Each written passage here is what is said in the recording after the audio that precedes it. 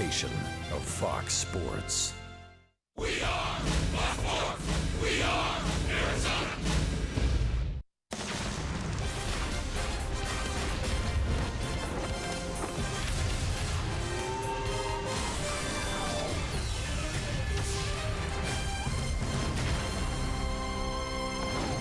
We're back in Atlanta, Georgia. SunTrust Park, the new home of the Braves. Game 2 of this 3-game series. The Diamondbacks in Atlanta.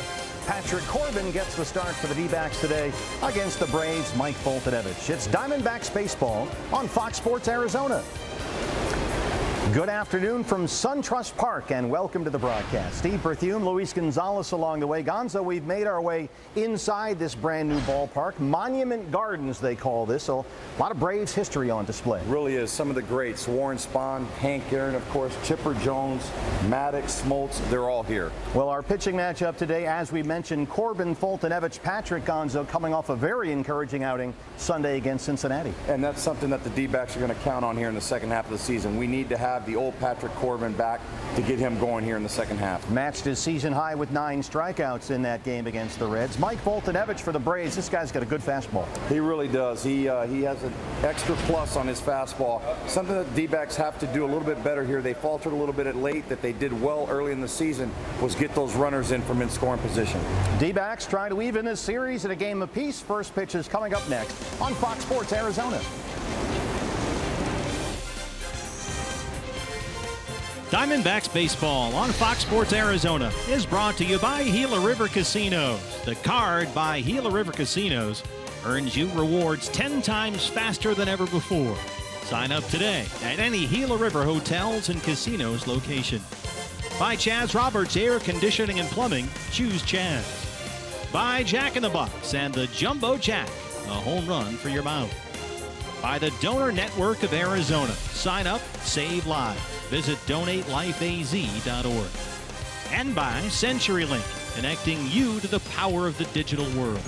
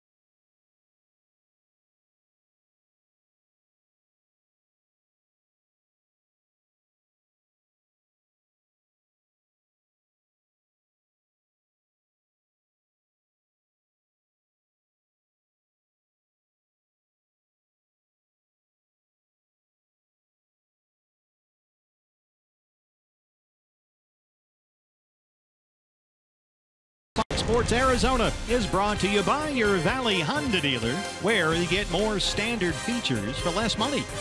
By Tire Pros, everything rotates around you. By Gigablast, internet from Cox. Get ready for the gig life. By Oregano's, step up to the plate for a guaranteed home run at Oregano's, your neighborhood pizza joint, location statewide. And by State Farm. State Farm is here to help life go right. Talk to an agent today or call 1-800-STATE-FARM. Phil Niekro's statue outside brand new SunTrust Park. We saw the knuckleballer R.A. Dickey last night. Tonight it's Patrick Corbin for the Diamondbacks and Mike Foltynewicz for the Braves. First pitch is next on Fox Sports Arizona.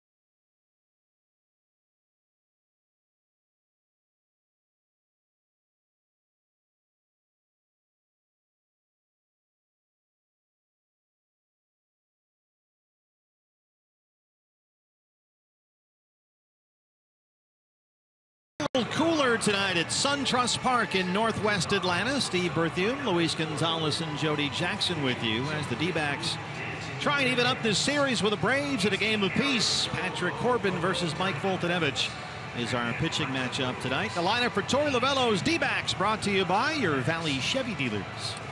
Well, game two for the Arizona Diamondbacks is this three-game series. They're going to lead off with A.J. Pollock, followed by David Peralta, Paul Goldschmidt, Lamb, Owings, rounded out by Drury. Herman's getting the start today out in left field. Iannetta and Patrick Corbin on the mound. Diamondbacks set to take on a Braves bunch that is playing pretty well lately. They've won 5 of their last 8 series.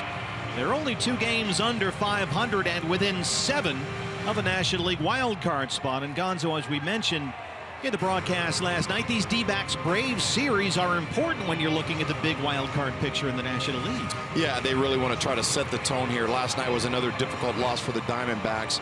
But this Atlanta Braves team, they're slowly creeping back into the middle of this National League wild card race. So you got to definitely keep an eye on them. D-backs have dropped 9 of 12. What's going on? Well, I think the difference right now is the one-run games. They've been struggling a little bit with the runners in scoring position, something that they've done early in the season. They were really good at those one-run games. They've struggled as of late. D-backs 16 over 500 at 53 and 37. There you see it. 8.5 games behind the Dodgers NL West division lead, but holding a 2-game edge on the Rockies for the first National League wild card spot. Braves take the field. We're just about set to go. Your Ram truck starter for Atlanta tonight. is the 25-year-old right-hander Mike Foltynewicz. He throws hard. He's pitched really well lately. In fact, he's won his last 3 starts and hasn't lost since the end of May. Yeah, he's got a 7-5 record with a 3.77 ERA, but he does have that max fastball, about 97, 98 miles an hour. He loves to pitch with the power. One thing that he does struggle with is fielding his position.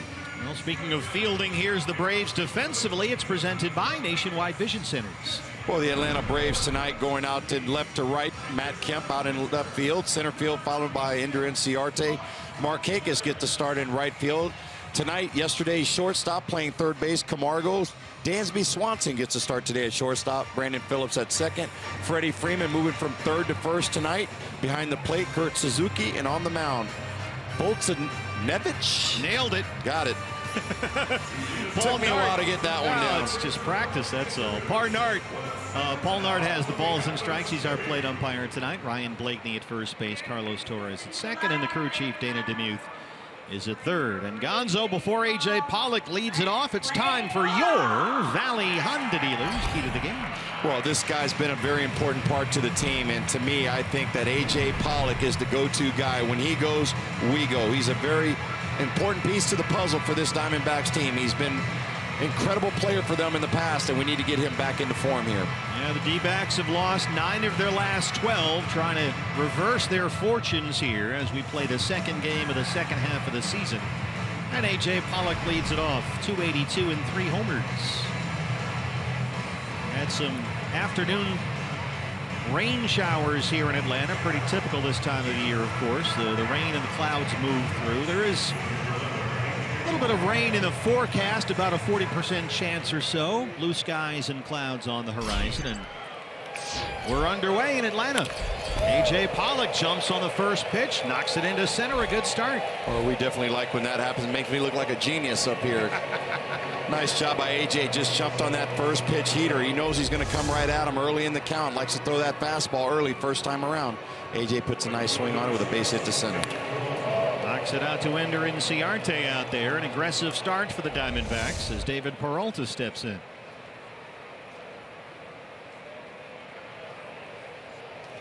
Braves have the shift on Swanson, the shortstop, on the first base side of second. Peralta swings at the first pitch against Foltynewicz and fouls it off. 310, 8 homers. Well, Foltynewicz is a guy with a fastball, curveball, slider, change, but usually the first time around he likes to establish that fastball on a lot of these hitters. Peralta hits that one as well, and it's by Phillips. A.J. had to hold up as it gets through into right field. And a pair of singles start things off for the Diamondbacks. Here comes Goldie. Well, you like the aggressiveness there by the Arizona Diamondbacks, just jumping on that heater here. You see that Suzuki setting up on the inner half. Peralta gets a nice swing on it for a base hit to right field. Well, Gonzo, Foltynewicz has thrown 3 pitches. The Diamondbacks have swung at all 3. It seems like that's part of the plan today. Yeah, and I think they're just aggressiveness. They know he's going to come right after him. He doesn't fiddle around trying to locate pitches. He's just going to go right at these hitters, and the D-backs have shown that aggressiveness early here. 2 on, no outs. Goldie swings at the first pitch, lofts it up to right center. Inciarte's under it, and that's the first out. Diamondbacks extremely aggressive out of the gate here, and now the batter is Jake Lamb. I think these guys are just excited to see a guy with a fastball instead of throwing knuckleballs like they got early yesterday. I wouldn't think that's a great way to start the second half of the year after a break, to come out there and face a veteran knuckleball guy. That's definitely a bad draw that they got yesterday, but you know, another tough loss. They're going to have to put that one behind them and come out here tonight and start the way they have right here with an aggressive first couple hits. Jake Lamb last night 0 for 3, a walk and a strikeout. Pollock at second, Peralta at first. He takes a first pitch fastball. It's 0-1. Well, you really think that after these guys being as aggressive as they are, that he would try to move the pitches around. He went right at him right there with a first pitch heater right down the middle. Suzuki sets up down and away. Foltynewicz misses. There you see the 99. He's got that in his back pocket, but he's learned at this level that basically everybody can hit a 98 or 99 mile an hour fastball. So he's really tried to back off a bit. You'll see much more 94, 95 with better location from Foltynewicz. Swing and a miss, and it's 1-2. Here you see that fastball once again, that command upper in the upper right-hand corner, going up and away to Jake Lamb. He's got a very slurvy breaking ball and changeup that'll mix in. With a fastball away at 99, and it's 2-2. And he really hasn't shown any of those other pitches, just the fastball. It looks like he's going at everybody. When he's got all three pitches working for him, he can be very effective. He pitched very well lately. Unbeaten since the beginning of May, or end of May, I should say. 2-2 to Lamb. Went away from the fastball and got the strikeout. 2 down. Here you see that breaking ball down and in, a tough pitch for that lefty, especially after you get a couple fastballs up and away. You know, as a hitter, after you punch out like that, I know Jake Lamb's got to be kicking himself after taking that first pitch heater right down the middle. It's up to Chris Owings. CO 294, 12 homers, had a pair of hits last night. Singled in the 6th and the 8th, scored twice. This is really what's been going on with the Diamondbacks over these last 12 games, of which they've lost 9. Runners in scoring position. They're just not getting that big hit that Torey Lovullo was seeing for most of the first half of the year. Diamondbacks in their last dozen games hitting under 160 with runners in scoring position. That's not going to get it done. You'd like to see CO get a big hit right here after you got him on the ropes. The first 2 hitters hitting line drives for base hits. Chris has got 5 hits in his last 2 games. 2 on and 2 out.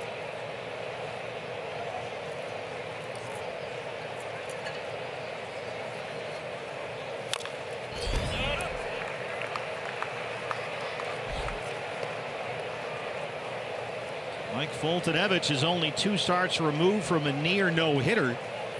He was pitching at Oakland June 30th, took a no-no into the 9th against the A's. Gave up a home run to Oakland's Matt Olson on a 3-2 pitch to lead off the 9th. And that was the end of the no-no.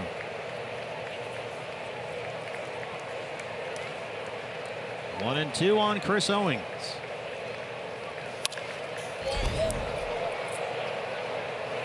Chris does a nice job right there, just getting enough of it to foul it off. Hard to imagine, Gonzo, you'd see 2 more opposite extremes in the last 2 games, with Dickey's knuckleball and Foltynewicz's 99-mile-an-hour fastball. Yeah, it's you know, it's an adjustment these hitters have to make in a hurry from one night to the next.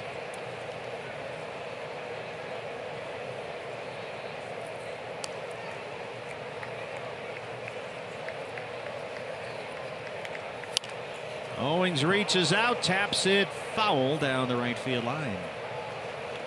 As we mentioned last night, just our second look at this brand new ballpark, there is very little foul ground here. They wanted the seats right on top of the infield, and in the outfield corners, as you can see right there, there's almost no foul ground. Yeah, beautiful ballpark. I walked around it earlier today, and it's incredible, all the amenities and different things they have here at the stadium. Brand new SunTrust Park, a capacity of just over 41,000 in Cobb County, a little north of the city. Owings lifts one in the air, shallow right center. Markakis coming in, it drops in. A.J. Pollock in at home, and the throw to third is not in time. And the Diamondbacks get that big 2-out hit. It's 1-0. Boy, nice job there by CO. Fighting off a couple tough pitches there, and then he just dunks one out into right center field. He's been doing it all series here. Out of the strike zone too. Just a good piece of 2-strike hitting just to get enough of it. And a good job by Chris to hustle into second on the throw into third. So a single can tack on 2 more here. The batter is Brandon Drury. Well, more importantly, you get a 1-run lead here after Goldie and Jake Lamb made outs. You were hoping that we scratch something out after the first 2 guys reach base. Absolutely. We've been ashamed to waste that opportunity. So Foltynewicz on the ropes here. More work to do. Brandon 1 for 4 with a single last night. He looks at a first pitch fastball for strike one. Drury 285. He's got 8 home runs.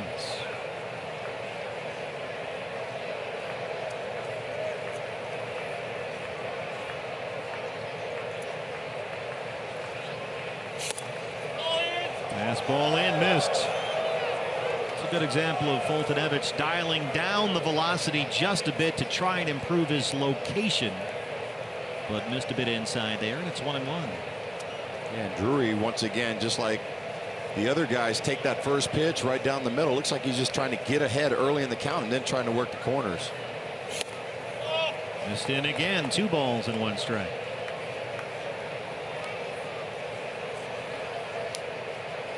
What are you seeing from Brandon Drury lately? He just doesn't look as aggressive as he was earlier. He just looks a little tentative up there at the plate, almost like he's guessing. Up the middle, Phillips behind the bag and makes a nice play. Brandon Phillips, the veteran second baseman, strands 2, but the Diamondbacks strike first. Patrick Corbin coming up.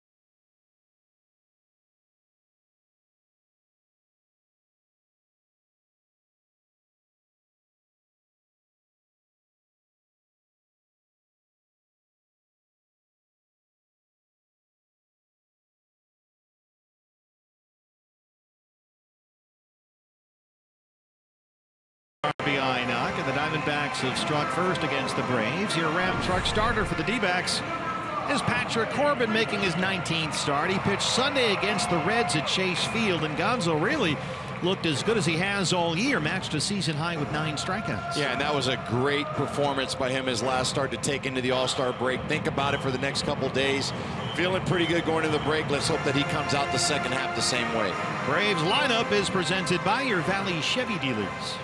Well, leading off for the Atlanta Braves, the former D-back Ender Inciarte. Brandon Phillips hitting second. Freddie Freeman in the 3 spot, followed by Matt Kemp. Markakis, the right fielder, hitting 5th. Suzuki, Camargo, Swanson, and Foltynewicz rounding out the lineup. Ender leads it off at 304, already a new career high 7 homers. He was one of the stars of last night's game. He got 2 hits, including a leadoff double. That one's just fouled.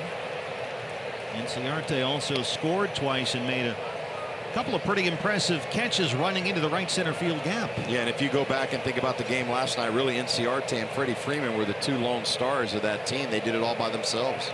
Yeah, Freeman had a big night, homered, knocked in 2 runs with that base hit in the 8th inning off Archie Bradley. Patrick Corbin ahead 1-2.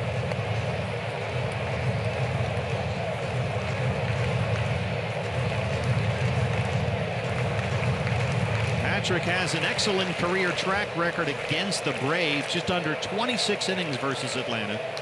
He's yet to allow an earned run. Just missed there, and it's 2-2. Here are his lifetime numbers against the Bravos: 25 2/3, 3-0 all time, 0 runs. Inciarte, a little chop swing, dumps in front of Peralta. It's a leadoff single. And that's what a leadoff hitter does right there. Just kind of dunks it out there in the right field. Just keeps the bat in the zone just long enough. Nice breaking ball there by Patrick Corbin. There you see Inciarte out in front a little bit, but just kind of dunks it out there. Yeah, really choking up with 2 strikes there. Boy, those frustrate the pitcher. You think you make a good pitch, and then he comes up there and just flips it out there in the right field. Brandon Phillips. 279 and 7 homers. He was 1 for 4 last night. And one of the game's key hits.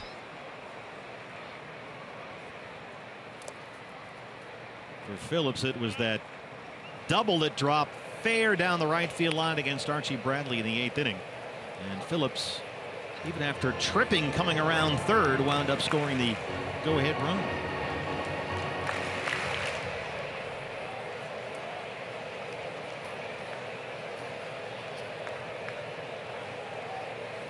This guy's a seasoned veteran. He's been around for quite a long time.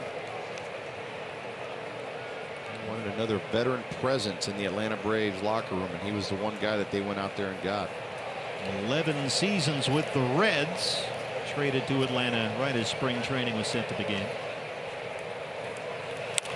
So it's a homecoming for Brandon Phillips. He's from Stone Mountain, Georgia. It's always nice to be able to come back and play in your home state or hometown, but it's also got to be a pain also with the ticket request that you're going to get every single day. Well, they got plenty of new seats here.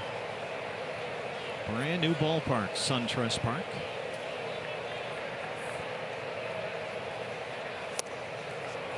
Patrick really tied him up inside that time. 1-2. Just an awkward swing there by Brandon Phillips, almost like he was guessing the ball was going to be out, and it just cut right in under his hands. He's always been good at coming into right-hand hitters, Patrick Corbin. There's that slider.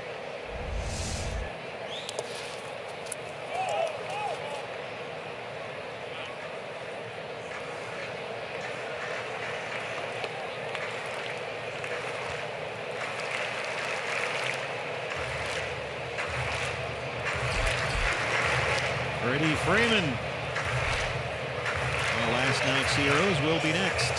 I think the tough part too for our starting pitchers is, you know, they pitch in the heat anyway in Arizona, being out in the hot. Over here it's the humidity a little bit. They sweat a little bit more.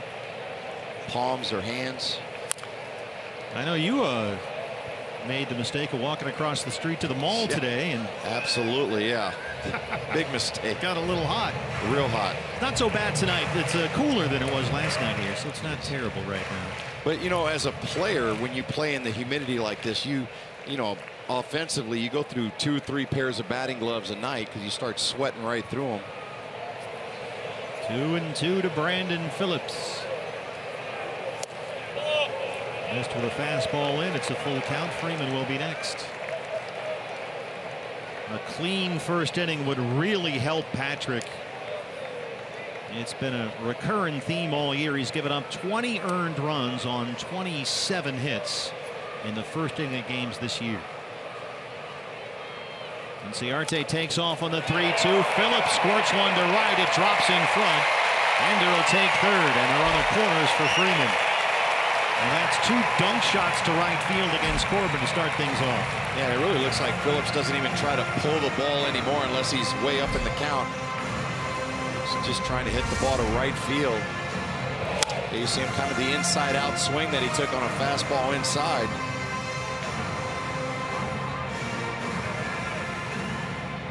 Unfortunately now for the Diamondbacks, with first and third, nobody out, you're pitching to traffic. Once again, Freddie Freeman, the guy who had the big hits last night for the Atlanta Braves, coming up to the plate. He has homered in 3 of his last 4 games, leads the Braves with 17 home runs, hitting .352 on the year.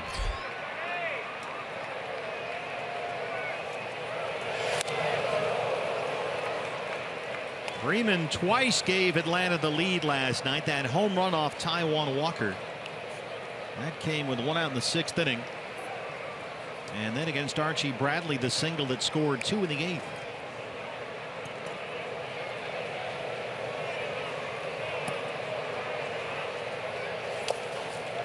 Patrick will throw that slider to left-hand hitters a ton. Well, what you don't want to do to a guy like Freddie Freeman is let him get his arms extended. This guy, straight power hitter, can hit it out to all fields. You try and get him to chase one of those sliders down and away. But Freeman is a guy who handles lefties pretty well.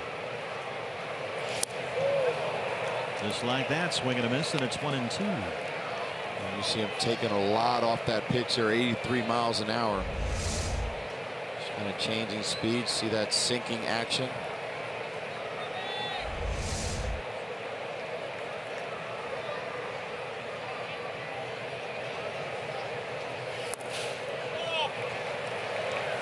Ursanetta's already had a busy night back there. It's 2 balls and 2 strikes. Corbin's just giving him a steady diet of breaking balls. Ciarte's at third, Phillips at first, nobody out. 2-2 to Freddie Freeman. This guy is a perennial problem. He's a career .383 hitter against the Diamondbacks. And in 35 games, he's got 13 homers and 39 runs driven in. Matt Kemp on deck. There's another full count. Corbin, last 2 hitters, Freddie Freeman, Brandon Phillips, full counts. This is what drives your pitch count up right here. Here it is on 3-2. Got him! Looking, called strike 3. A big out number 1 for Patrick Corbin. He threw 6 pitches to him there, and they're all 6 sliders. There you see another one. 82 miles an hour on the inner half. I can guarantee you Freddie Freeman was looking for something down and away, thinking he was going to go out of the zone. Corbin stayed inside on him. Well, still some work to do here. 1 out, and the hitter is Kemp, who had a 2-out first-inning RBI single last night. He was 1 for 4. 292 and 12 homers. And if Patrick can get something on the ground here, that would really do the trick. No player in baseball has hit into more double plays this year than Matt Kemp. 17. That ties him with the Phillies' Michael Franco for the most of the majors.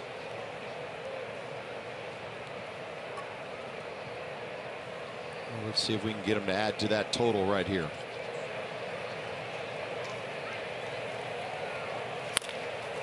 And a chance right to Owings. Drury for 1, and there it is. Patrick Corbin gets the strikeout in the double play ball. Runners in the corners and no outs, and he keeps it 1-0 Diamondbacks.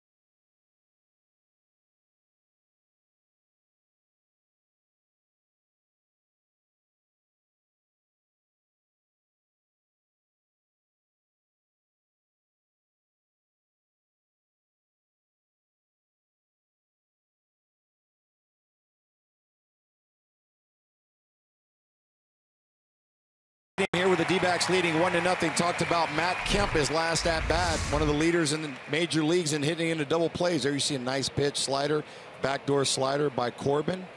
Right there to CO to turn the double play. 6-4-3 on the double play to get him out of the inning. An enormous ground ball there from Patrick Corbin to get out of trouble in the first. He struck out Freeman and then got Kemp to hit into the 6-4-3. Now Chris Herman leads off the second, 177 and 7 home runs against right-hander Mike Foltynewicz, and it's 1-1.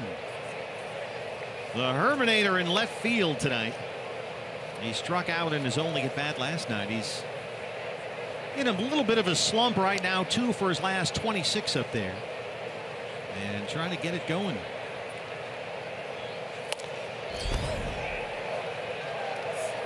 He didn't go, says Dana DeMuth, and it's 2-1. Well, I think in this ballpark, this is the perfect guy for Herman. He likes that fastball. If he can get the head out on one. Hit it into the chop house in right field. Fouls that one back. When you're not swinging the bat well, all it takes is one good swing to level it up. Barrel one up and hit one either in the gap or in the seats, and that'll get you right back on track. Just build off that confidence. See Herm sort of flexing that hand. We've seen him do that a lot off and on this year. Maybe one reason why he's hitting a .177. It never looks like it quite feels right for him. He's done that a lot on and off all season. 3-2 now. Foltynewicz gets him on a fastball, his second strikeout.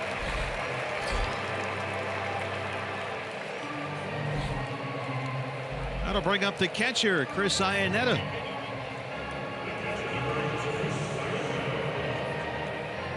Chris, 227 and 8 homers. He's really done a good job combining with Patrick Corbin lately. That's something that Torey Lovullo has really liked, this pairing of Iannetta and Corbin. And it has really helped Patrick develop that changeup. Chris is insistent that Patrick throw it when he's back there, and it's worked out really well.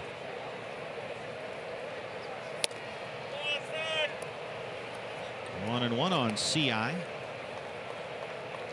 They talk about Foltynewicz's body language. You saw it right there. He got a pitch that he didn't get called to strike. He kind of shaking his body, and it doesn't go well with the umpires. They definitely don't like to see that out. Paul Nart behind the plate tonight. Well, Foltynewicz is getting used to success. He's got 3 wins in his last 3 starts. Won a near no-hitter. He beat the Brewers, the A's, and the Nationals his last 3 times out. Foltynewicz had 1 clunker in the middle of June. Washington hit him pretty hard. Other than that, he's been very good. He's given up 2 earned runs or fewer in 6 of his last 7 starts, so he's been tough. Missed with a fastball in. And Iannetta's worked at full 3-2. Back-to-back 3-2 counts open up the second.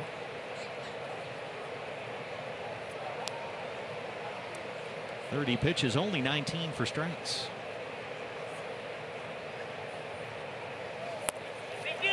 Yes, he went. Paul Nart rings up Iannetta. 3rd strikeout for Foltynewicz. 2 down. Well, that was a quick trigger there by the home plate umpire. Usually you get a little help. There's that slurvy breaking pitch that Foltynewicz likes to throw. Yeah, he went. Yes, sir. So you can see with that pitch, when he's got it working and the changeup combined with that hard fastball, why he can be so effective when he's got all 3 pitches. Patrick Corbin now.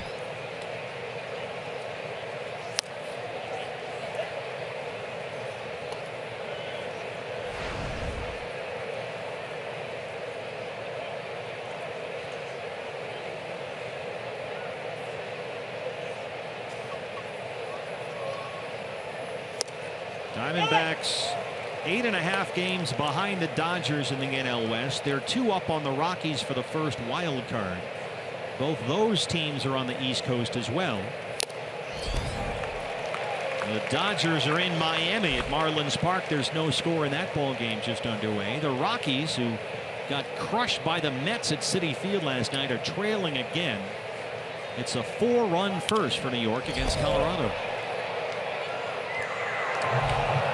Fans, anytime the D-backs score 5 runs or more, Taco Bell is giving away 3 free tacos with the purchase of a large drink between 4 and 6 p.m. the following day at participating locations.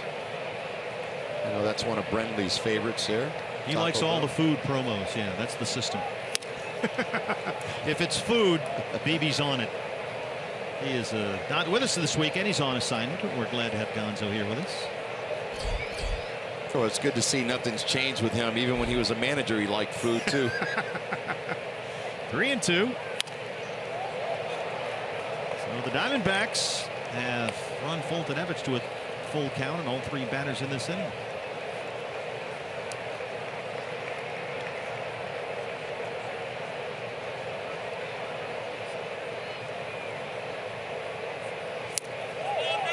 Good at bat by Patrick Corbin. Works a 2-out walk.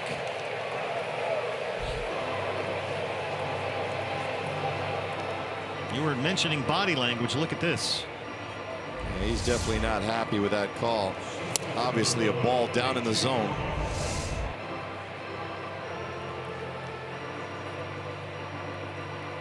Well, Patrick's one of the better hitting pitchers the Diamondbacks have. That was a good at bat. Brings up A.J. Pollock, who singled and scored to lead off the ball game. I'm sure he wouldn't be doing that if Joe West was behind the plate today. The Cowboy. Well, Joe West is busy taking pictures from the All-Star game. Yeah, that was a first. It was kind of a cute moment. I thought Nelson Cruz and Yadier Molina. Why not? It's supposed to be fun now that it doesn't count anymore.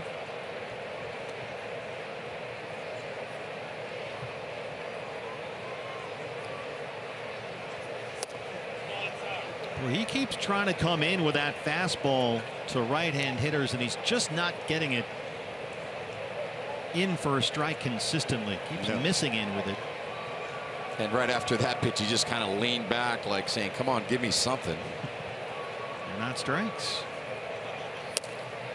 That one is at 95, and it's 1-2. You see him throw his hand up there after. Eventually there's going to be a veteran or a coach that will have to sit him down and explain to him you can't do that with 38,000 plus and people watching on television to try to show up an umpire.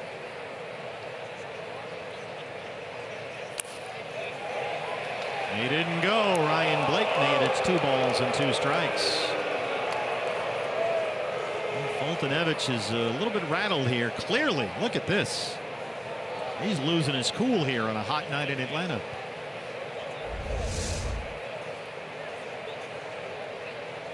Oh boy, right on the edge. Well, when you're frustrating umpires, you're not going to get those pitches anyway. Good point. Because the next thing they're going to want to see you is out of the game. 2-2 to A.J. Pollock. Again, trying to come in with that fastball, but he just can't get it for a strike. 4 batters in this inning for the Diamondbacks. All 4 have gone full on the count. 3-2. Peralta might be next. 25 pitches in the inning already for him. There goes Corbin from first. Pollock hits a bouncer. Tricky play here. Swanson charges, and A.J.'s aboard. A base hit for Pollock. He's 2 for 2, and the inning continues. I love watching the pitcher's reaction as soon as the ball was hit. That's just going to frustrate him even more.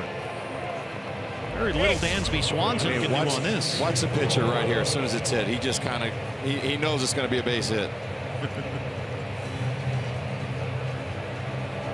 Yeah, he's got to get a talking to here. So Chuck Hernandez is going to visit Fulton-Evans on the mound. Dude, you got to calm down. Yeah, this is definitely going to be a schooling moment right here. Well, he's 25 years old, Mike Fulton-Evans. So he's still pretty young, but he's been around. He's no rookie by any means. He was a first-round pick by the Astros in the 2010 draft out of high school in Manuka, Illinois. Braves picked him up just before the 2015 season in a deal involving Evan Gattis.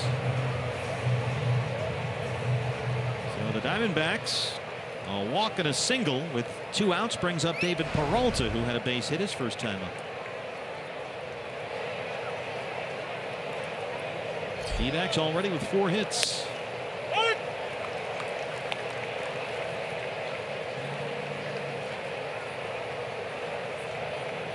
body language thing, Gonzo. It seems like some pitchers just can't help it. That's just their personality. Like a guy like John Lackey or somebody.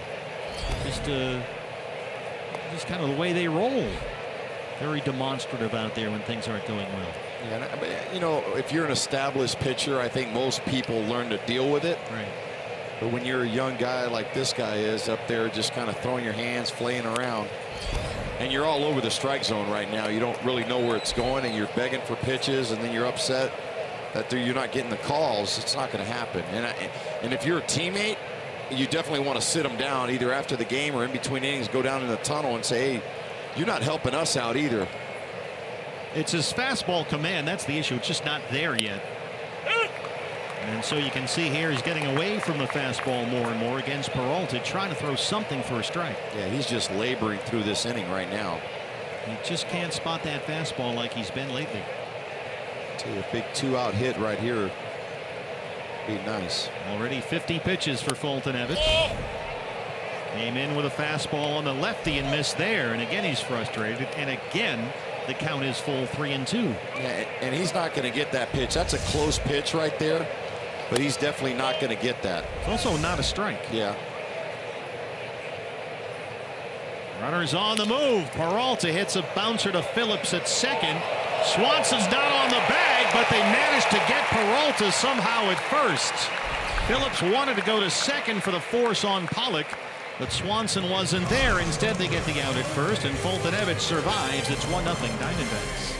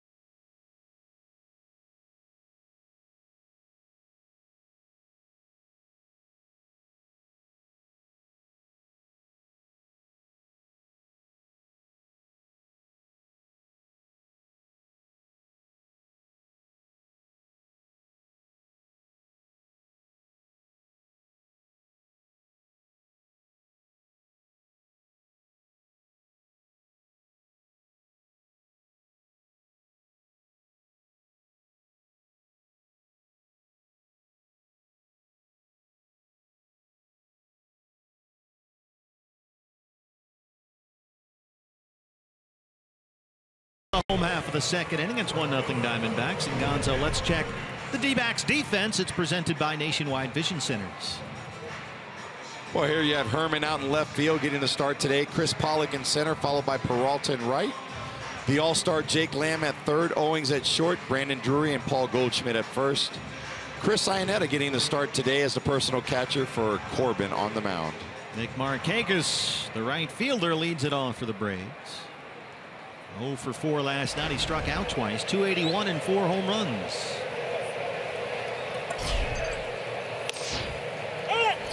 First pitch strike from Corbin at 0-1. Impressive first inning for Patrick. He gave up a couple of bloop dunk shot singles to lead off the game. One from Inciarte, one from Phillips. Atlanta had runners in the corners and no outs. And Patrick, who's had just a litany of troubles in the first inning all year long, struck out Freddie Freeman, then got Matt Kemp to hit into a double play and stranded both runners. And I think Corbin tonight, he's really feeling good with that slider. He's throwing a lot of sliders. That pitch was a fastball there in the outer half. A lot of sliders to those left-handed hitters. There's another one lifted out over the plate. Markakis pops it up, however. Pollock calling for it in left center, one away. Hey, D-backs, celebrate summer at Chase Field with free tickets for kids. That's right, the D-backs are giving all kids 15 and younger free tickets to any home game next weekend, July 21st through the 23rd. Get 2 free kids tickets with the purchase of an adult ticket for the D-backs versus National Series. Call 602-514-8400 or log on to dbacks.com/kids. Yeah, that's a great deal to see Bryce Harper, Washington Nationals coming in. Kurt Suzuki, the catcher. 250 and 7 homers. D-backs fans can get up to 2 free kids tickets, 15 and younger, if you buy an adult ticket.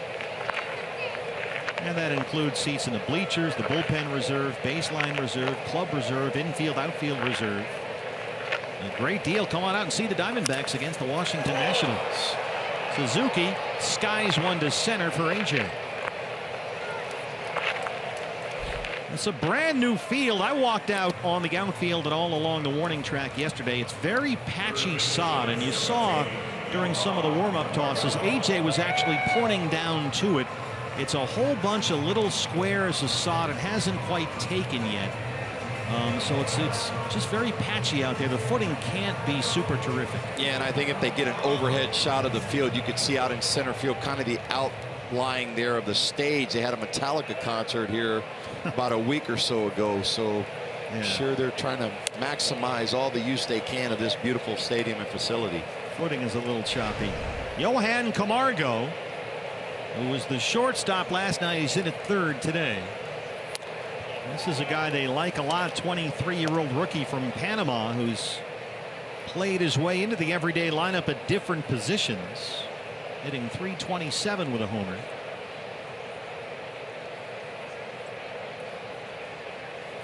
So against the lefty Corbin, they sit Matt Adams. They move Freeman from third to first and move Camargo from shortstop to third with Swanson in there at short. Yeah. There's the skipper, Brian Snitker. And Camargo, being the switch hitter, able to hit right-handed tonight, left-handed last night. Yeah, Camargo singled last night. He was 1 for 3, and Brian Snitker has said, look, it's just hard to keep this kid out of the lineup based on what he's doing, which is really cutting into Dansby Swanson's playing time lately. And there's another base hit for Johan Camargo. Herman has it in the left field corner. Camargo digging for second, and he's in there with his 12th double. A very productive hitter lately, Johan Camargo. 2-out double. Oh, he gets a fastball in the inner half of the plate and does a nice piece of hitting there. Just keeps the bat flat through the zone. I mean, he now, after that double, has 12 hits in his last 20 at-bats. So he is red hot. He's at second with 2 down for Dansby Swanson. Swanson is scuffling. And with a pitcher on deck, first base open, they'll give him the no-pitch intentional walk and work to Fultonevich. Well, that's something in the game that I'm still not used to seeing. I admit, when they came up the rule, I said that was stupid. Why don't we need that? What does that get you? But I love it now. It's much more efficient. It just moves things along. Yeah, but there are some pitchers that really struggle throwing to home plate, especially when they have to just lob it in there for an intentional walk. So it makes it for an interesting part of the game. Every once in a blue moon, someone lets one go, but I know Commissioner Manfred feels it's much more about the optics, and it's kind of a symbol of where they, especially he wants to take the game, just kind of cut down on the dead time and move things along. So Camargo's at second, Swanson at first. 2 outs, 0-1 on Mike Fultonevich, the pitcher.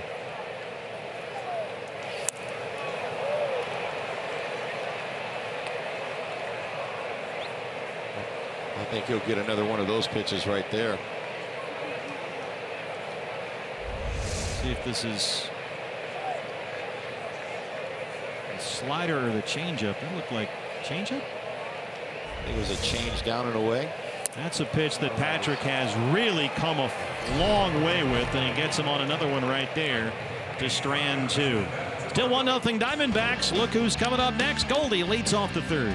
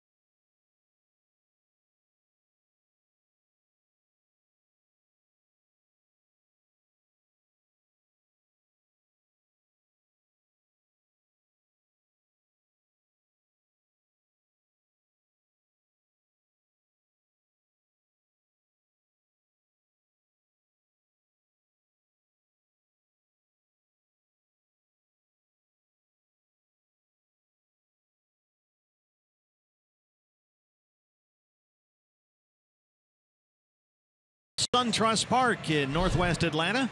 Diamondbacks and the Braves. D-backs fans, if you're not watching the games on TV, you should be streaming them live on your mobile device with Fox Sports Go. It's presented by your Valley Honda dealers. Just download the app and take Fox Sports Arizona and your D-backs with you wherever you go. Goldie will lead off the third against Mike Foltynewicz. 1-0 Diamondbacks. They got one in the first. Lead-off singles by Pollock and Peralta. Chris Owings, a 2-out RBI single, drove home AJ with the game's only run so far. Goldie flying out to center his first time up. We'll see if Mike Foltynewicz recovers from a very bumpy ride there in the top of the second. A walk and a single after 2 strikeouts. He threw a whole bunch of pitches in that inning. Jumps ahead of Goldie 0-2. Well, they've been pitching Goldie away the first 2 games of this series. His first time up there, and then this time that one was right down the middle, but they're going to go right back out there. Goldie homered to left field here last night. He's on a 7-game hitting streak. This with 2 outs in the 7th against the lefty Sam Freeman. And that was set up away, but that ball just came right over the inner part of the plate. Foltynewicz gets him with a fastball, his 4th strikeout. Hey fans, a D-back home run today means a free Jumbo Jack tomorrow. Participating Jack in the Box locations with the purchase of a large drink. 1 down for Jake Lamb. Jake, a strikeout victim his first time up.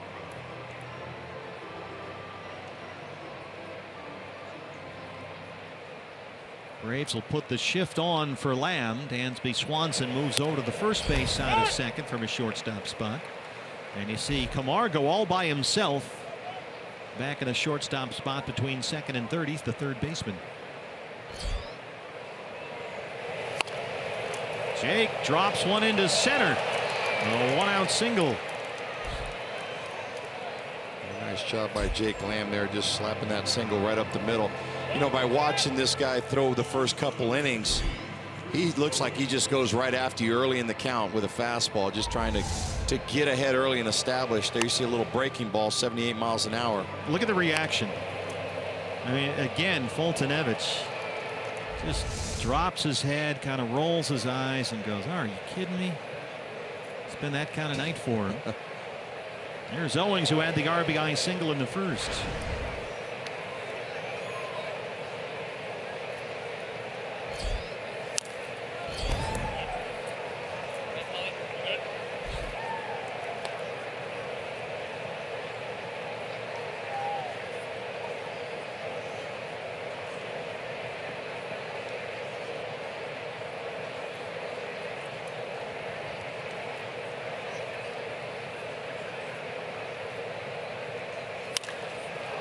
Chris Owings hits a fly ball to Kemp in left field, backing up on the warning track. It's not quite going to carry out of here. And look at Jake Lamb hustle and tag up into second base. Well, that's a nice piece of base running right there by Jake Lamb. You know it's going to be a high fly ball. Matt Kemp going back, not able to get behind the throw, know that he's backtracking on that ball. So Jake Lamb tags up, gets to second, now with an opportunity for a base hit to possibly score a run.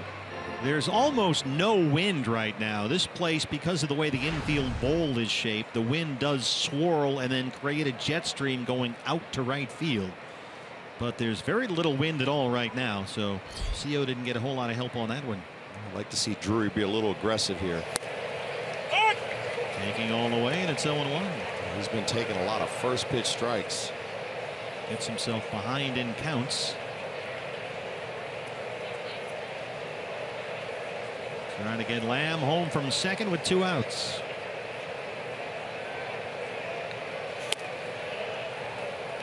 Foltynewicz Gonzo looks like second time through, backing off with a fastball a little bit, going more to the changeup of the breaking ball. And I think that was a scouting report the D-backs knew coming in, that he was going to try to establish that fastball early, then try to go to some of his other pitches as the game progresses. And there's another one. I think part of that may be, as we saw, especially in that second inning, he just doesn't have good command with that fastball tonight. Not locating where he wants to.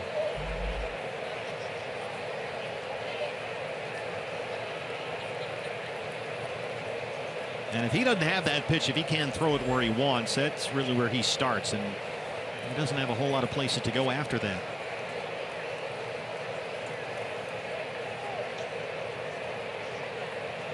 Hitters count here for Drury. It's 2-1. It's a bouncer, tricky play. Swanson and Camargo almost collide, and Dansby kicks the baseball. Drury's aboard and Lamb's in at third. That's a base hit for Brandon Drury. Well, that's one of those in-between plays for your third baseman and your shortstop. They're both charging in, trying to make that play. See, Camargo was getting ready to try to make a bare hand play, and Dansby Swanson was coming in too, straight from short. Cut in front of Camargo right at the last moment. So a break for the Diamondbacks. Try and make it hurt here. It's Chris Herman who struck out his first time up. And that's just 2 young guys in the infield. Usually a veteran guy will speak up and try to take charge on that play, letting them know that he's got it. This is with a fastball again, and it's 1-0.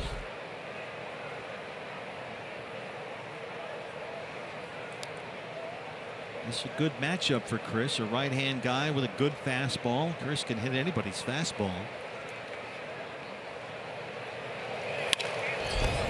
In the air to left field, it backs up Kemp a little bit, just shy of the track out there, and he's got it, and Foltynewicz strands too. Bottom third on the way, it's 1-0 Diamondbacks.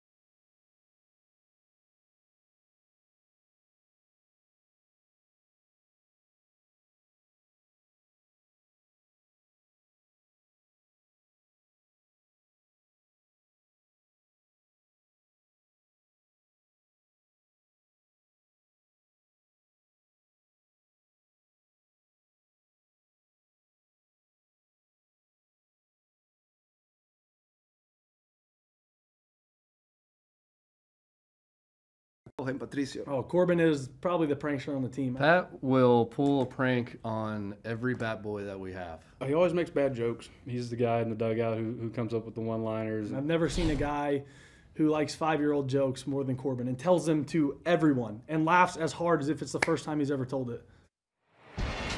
There is Patricio Corbin. He's sort of sneaky, quiet, funny. Got a very dry sense of humor. Lurks in the weeds and then hits you with a zinger. Inciarte. Ender hits the first pitch right at Brandon Drury, who collects that, throws him out. Our State Farm winning combo here from SunTrust Park in Atlanta.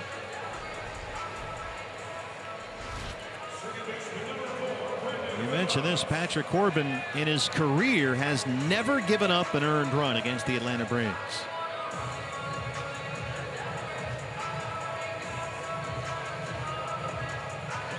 .27 2/3 inning. Let's hope the joke is still on the Atlanta Braves and he keeps it going. That includes tonight his first 2 scoreless innings. Brandon Phillips singled his first time up.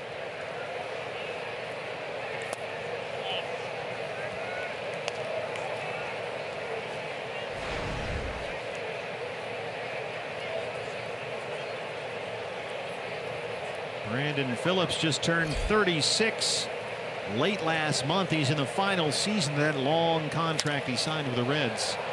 Lifts one down the right field line, but it's drifting foul. Braves are paying only $1 million of his salary this year. With his contract set to expire, you gotta think that he's a very, very likely trade candidate at the deadline coming up at the end of this month. Somebody needs a veteran second baseman or infielder.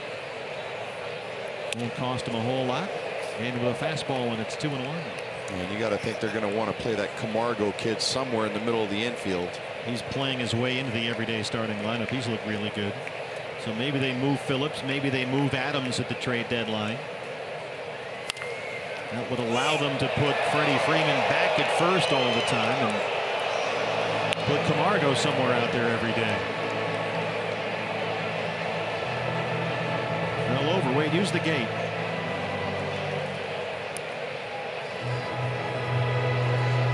I think that's it for the Ender Inciarte fan. Yeah, that's a part of the game that I don't like to see. It's just a kid. He fell over the rail. I mean, there's no malice intention there that he's trying to do anything. Well, he's off the ballpark jail. Poor kid. He's probably scared to death right now. Seriously, I mean. Yeah, I am with you, but you gotta. I know there's rules, but yeah. If it's a grown-up adult and he's drunk and he runs out on the field, I could see that. But he's just a kid. He fell on the field. Poor kid. 3-2 to Phillips. Now he's got to call his mom. His mom doesn't know what happened. She's yelling at him. Look at him. Look. Well, yeah, no, come on. That's not like he leaned over. He got out on top of the railing and kind of rolled onto the field. Phillips gets into one, hits it pretty deep left field, and that ball is gone. Brandon Phillips. That's his 8th, and we're tied at 1.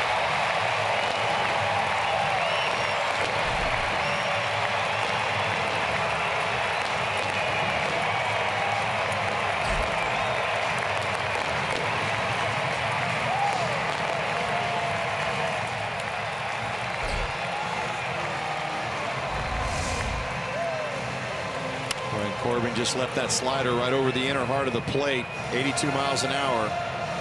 Phillips was all over it, jumped on it to hit it out to left center field. Didn't need a whole lot of wind that time. 17th home run given up this year by Patrick, and now he'll deal with Freddie Freeman. Freeman homered here last night. Got jammed a bit there, popped it up. Owings has it at shortstop, 2 outs.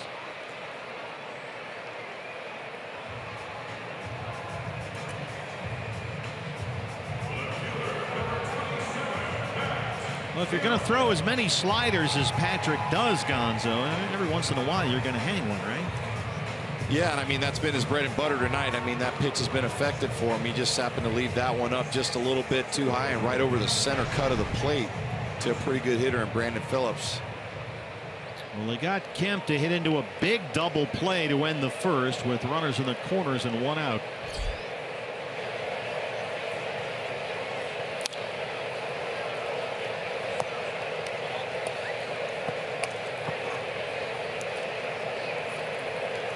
Matt Kemp is not hitting as well in this new park as he has on the road. He's got 12 homers all season, but only 3 have come in this new ballpark. And with the way that jet stream, when there is one, blows out to right field, it's a much better ballpark for a left-hand hitter anyway, but the difference is a little bit drastic. It's a first, right to Goldie.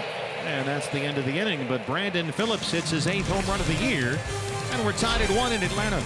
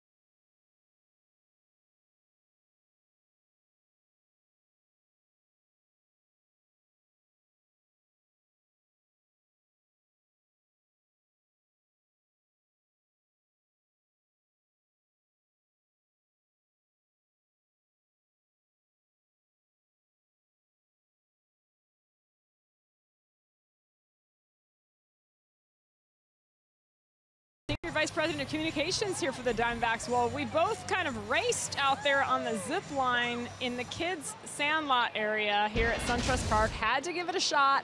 Heard a lot about it. A lot of interesting stuff. First zip line in any Major League Baseball ballpark. So we did give that a shot. I also did try the tomahawk chop, pork chop sandwich, guys. I'll tell you a little bit more about that later on in the show. I thought that zip line was only for kids. Yeah, I tell you, there's 2 upset families right now. Jody's family and the Rowich family, because their kids weren't allowed to do that, and the parents went out there and did something like that. Well, there's a sign that says you have to be under this height to be able to ride it. So Josh was good to go. We were just trying it out for the kids. Yeah, Next time they make the trip over. I'm sure your kids are going to be pretty upset. And I know Josh's son and daughter are also. Well, when you know Jody, she gets you into places around these new parks. 1 and 2. There's a lot to look at in this. It's not just a ballpark. It's a whole suburb that they've built here up in Cobb County, just about 10 miles northwest of downtown Atlanta. They got everything. Bars and restaurants, theaters, hospitality areas. They got monuments, gardens, plazas, hotels. It's called the Battery here in Atlanta, and they're building it. Gonzo, looks like it goes way back behind the ballpark as Ionetta draws a leadoff walk. Nice job by Ionetta getting them going here with a leadoff walk. I'll tell you what's really going to be cool. There's a hotel in right center field, just to the right of the scoreboard, and the swimming pool is just above where you can overlook in right field. It's going to be the 6th floor of the hotel there. Yeah, they're building a whole pool area. Yeah, that's going to be pretty cool. That will I think you'll be able to see inside the park from out there. But boy, it just goes back. They got condos and office buildings and hotels back for blocks behind the park in right field. Here's Corbin.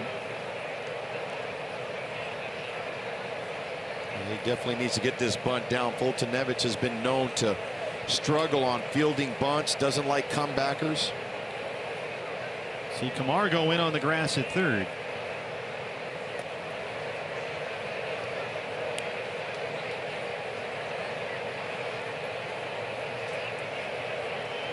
Well, he's only got 9 outs so far, Mike Foltynewicz, and he's thrown 72 pitches. Corbin had a really good at bat his first time up. He worked the count full 3-2, then drew a walk with 2 outs.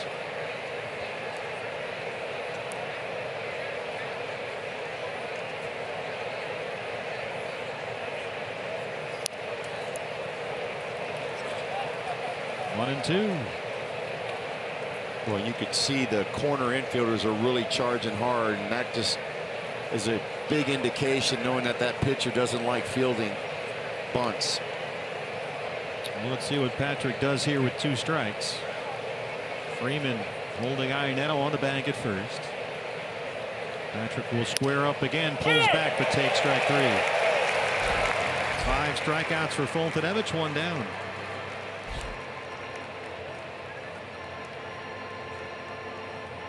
The day after every D-backs win, get 50% off all pizzas at regular menu price using promo code D-backs50 at papajohns.com.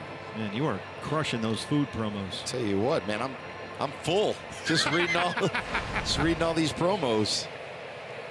I don't know how Brentley doesn't weigh 275 just sitting up here reading all these promos. He gets his workouts in.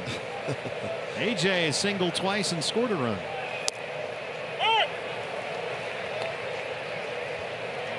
He's got a couple singles today, and he's a guy come up with a big hit right here. Be nice. Chris Iannetto, the runner at first, and 1 out.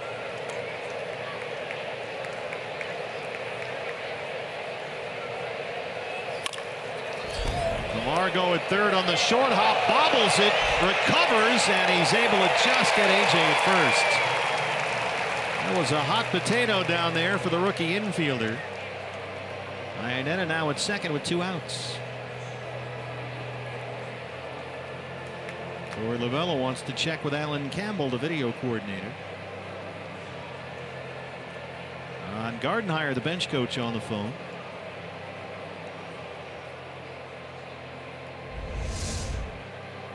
There you see him coming in for that ball, just kind of can't find a handle on it. AJ is coming into the dugout, so it doesn't look like they'll challenge this.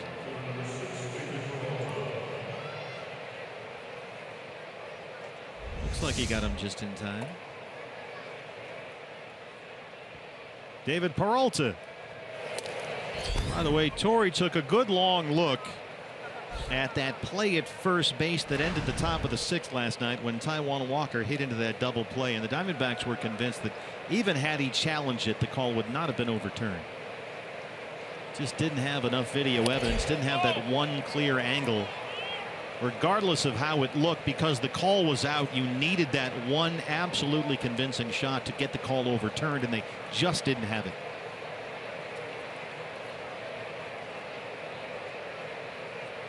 Peralta up 2-0 here, going to look for a fastball, dead red, see if he can get a good swing on him. He's just not been able to throw that pitch for a strike. It's 3-0. 80 pitches already in the 4th inning. 47 for strikes. Goldie on deck.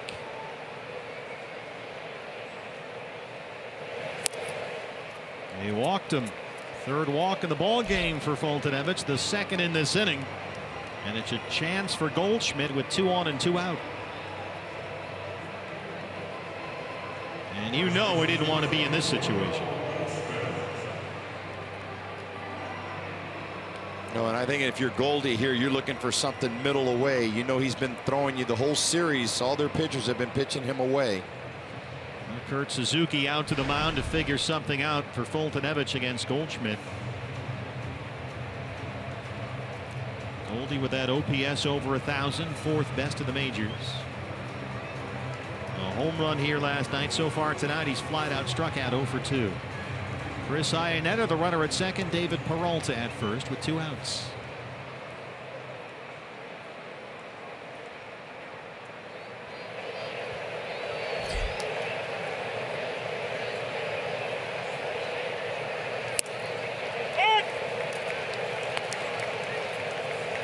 first pitch breaking ball away once again. Goldie's going to be leaning out there sooner or later. He's going to get that pitch and hammer it. Here's the 0-1. Goes away, lays off, and it's 1-1. Goldie has seen Mike Foltynewicz before, but just hasn't had a whole lot of luck with him. He's struck out half the times he's been up there against him, including his last at bat.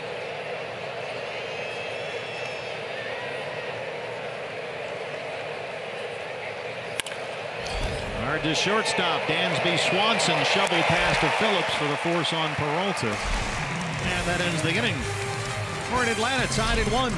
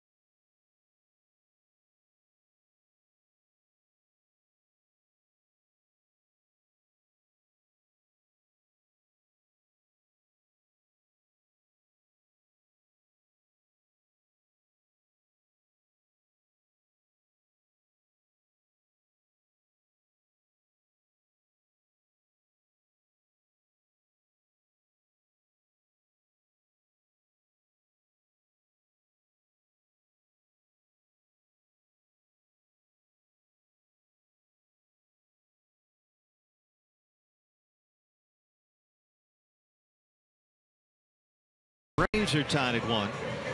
MLB.TV every night, every device, fans. You can watch every out-of-market regular season game live. Plus, get a free subscription to At Bat Premium, the #1 app for live baseball. Blackout and other restrictions apply, so visit MLB.TV for details. Nick Markakis, the right fielder, leads off the 4th against Patrick Corbin in a 1-1 ball game. Second of a 3-game series here in Atlanta. Markakis flying out his first time up.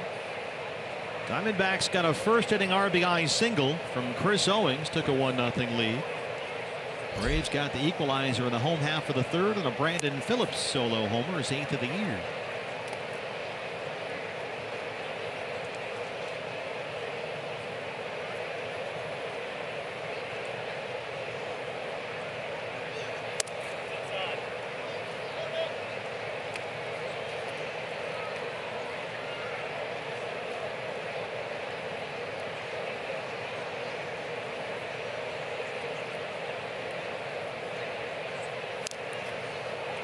Two and two. Well, I think the good thing these Diamondbacks have established is a lot of these pitchers, you know, the catchers are kind of alternating a little bit with certain guys that they feel really comfortable with, and I think that's made it for a good rapport with pitcher and catcher. These guys study each other well. They know each other's tendencies. Slider down, and he went down and fouled it off. Yeah, Chris Iannetta back there for Corbin like he was last couple of times out. And Chris has had a big influence with Patrick, getting him to throw his changeup more and more often. I haven't seen it a whole lot yet tonight, but Chris will call for that pitch a lot. Trying to just make him not so much a 2-pitch pitcher, Patrick Corbin. It's been mostly fastball slider, and when Patrick's fastball command isn't perfect, it's hard for him to be effective when he's only got 2 pitches, so they're hoping that changeup really makes a difference. Gets Markakis to chase a high fastball. Iannetta hangs on, and that's Corbin's 3rd strikeout. Corbin right here put a little extra on it. elevates that fastball after throwing some breaking balls and fastballs down in the zone. Changes the eye level of the hitter.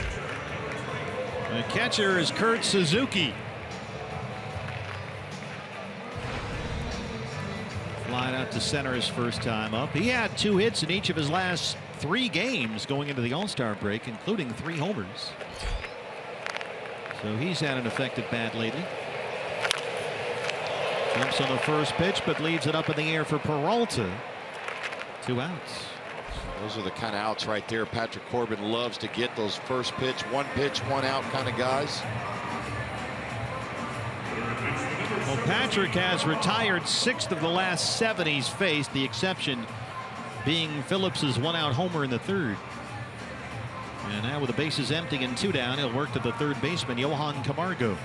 And look, when you got that type of pace that he has going, he gets the ball, gets on the mound, your defense tends to play a little bit better behind you. They're on their toes. They know you're going right after hitters.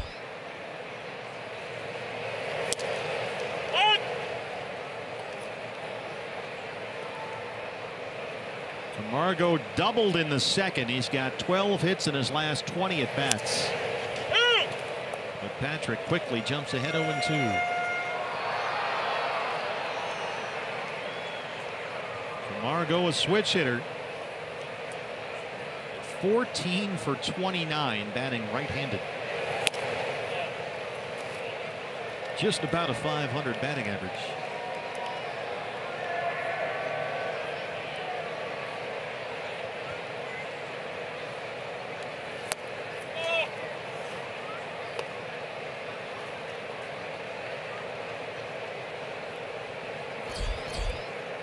Dansby Swanson would be next.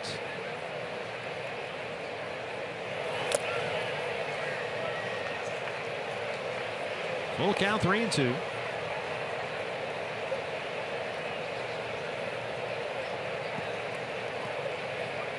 Corbin trying to dial it in here after getting 2 quick outs. Kept that ball down nicely. Strikes out Camargo. His 4th strikeout. Will head to the 5th, tied at 1.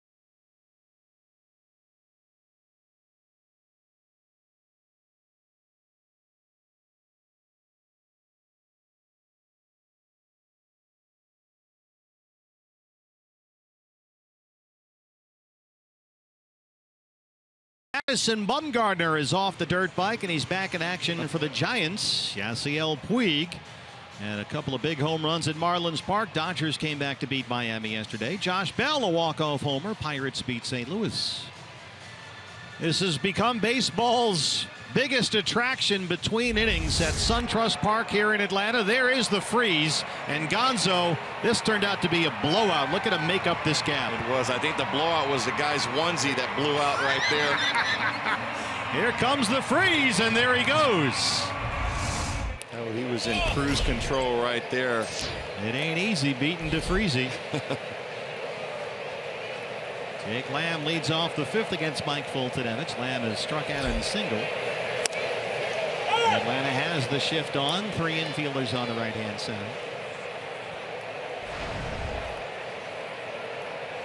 telling you, I might be in line for that bobblehead when it comes out. I want to see you race the freeze. Dansby Swanson, that's a 6-3 putout, one away. I don't think I'm going to fit in those tights to go out there and run. It was an interesting choice to race the freeze while wearing a onesie. That was a little unusual, but there he is, the freeze. As Jody told us yesterday, a former track and field athlete at Kennesaw State, who was part of the grounds crew, right? Yeah. And now he is, well, he's a superstar here in Atlanta. It's a great outfit. Chris Owings. Theo drove in the Diamondbacks' only run so far, a 2-out single in the first.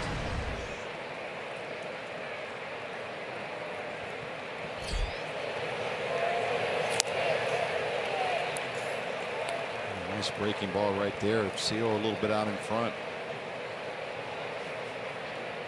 Foltynewicz about to throw his 90th pitch of the ball game with 1 out in the 5th.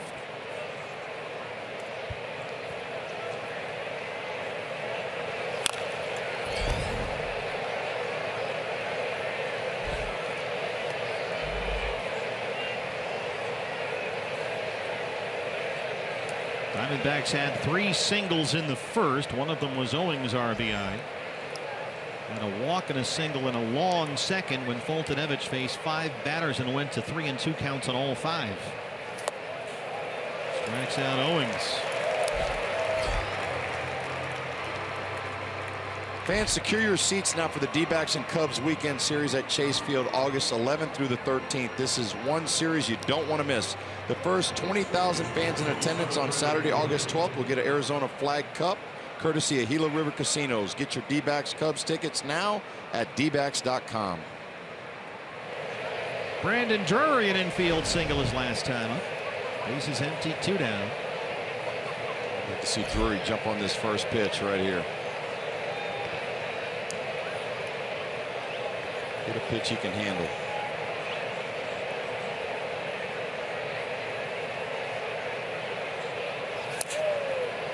Out a breaking ball, swing and a miss. It's 0-1.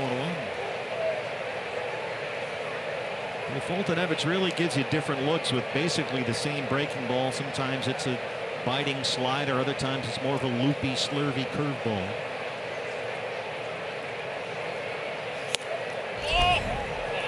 Tried to dot the corner down and away at 98 and missed. It's 1-1. Foltynewicz has faced 24 hitters, 19 first pitch strikes. So he definitely comes right at you with that first pitch.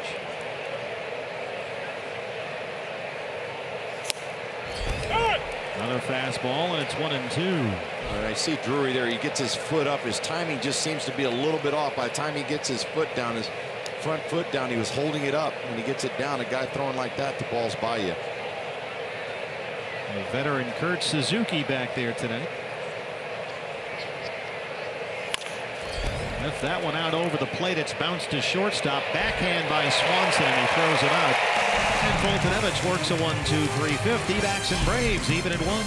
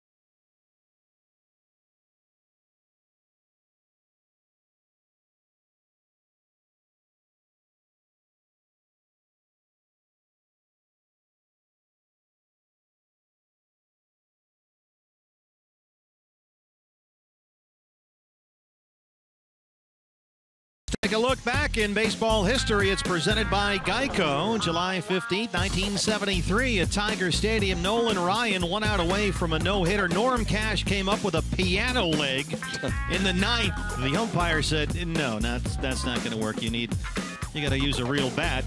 And he ended up popping up, and Nolan Ryan fired a no-no at Old Tiger Stadium. Well, there's been times in my career where I felt like I can have a better chance of getting a hit with a piano leg myself. Especially against him. Dansby Swanson walked intentionally his first time up. Patrick Corbin, 60 pitches, 37 for strikes. He has walked 1, struck out 4.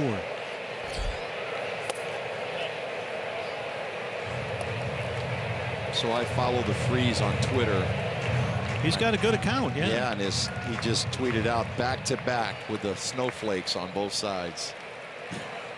Because he's the Freeze. Snowflakes. Jake Lamb at third. Yeah, what is do you have the Freeze's Twitter account up there right now for folks that want to, if you're on the Twitter? Well, I'm still learning how to do the Twitter thing. It's hold on. At beat the Freeze, THA Freeze. Is that it? Yeah, it's the Freeze. It's beat BEAT the THA Freeze FREEZ.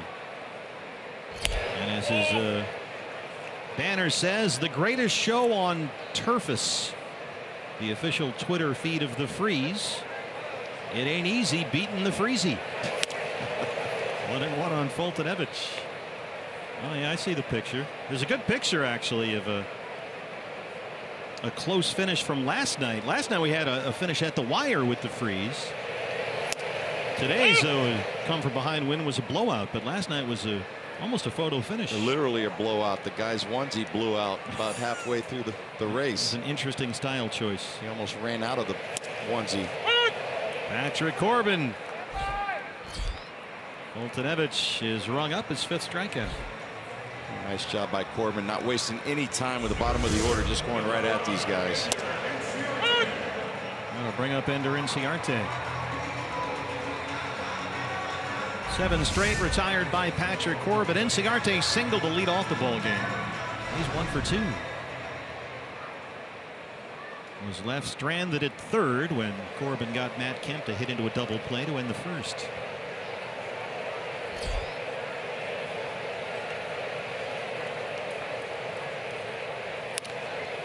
Ender Inciarte, 3rd in the major leagues in hits.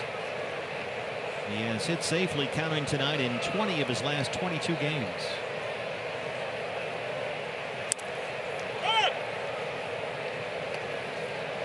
And Ender really handles himself very well against lefties. He's batting almost .350 this year against left-hand pitchers. So it's really a non-issue for him. And he's very good at slicing one the other way, but it's just in the corner of the seats. Ender's one of those types of hitters, just goes line to line. He just hits it wherever it's thrown. Doesn't try to hook balls if they're away. Just kind of stays with it. Frustrates the pitcher.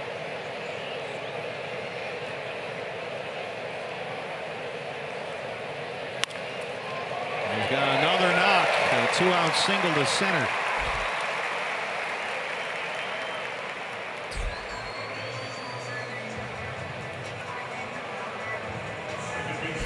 Been a good night for Brandon Phillips. He has singled and homered. A home run with 1 out in the 3rd, his 8th of the year, tied the game at 1.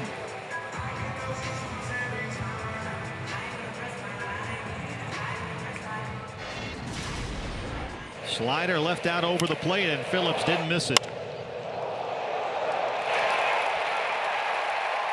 Well, when you get a pitch like that right over the heart of the plate and you put a pass at it like he did, you know you got it.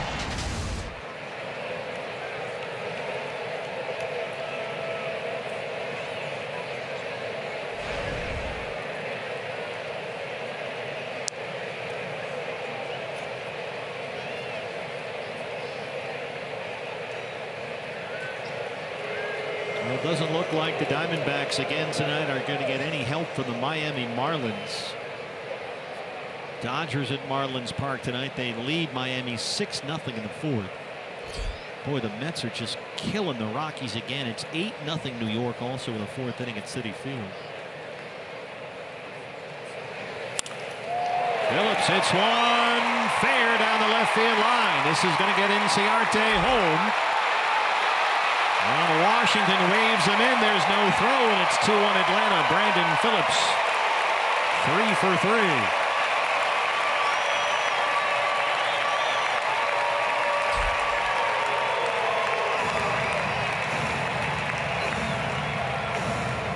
He's a triple shy of the cycle. Brandon Phillips once again gets a decent pitch to handle.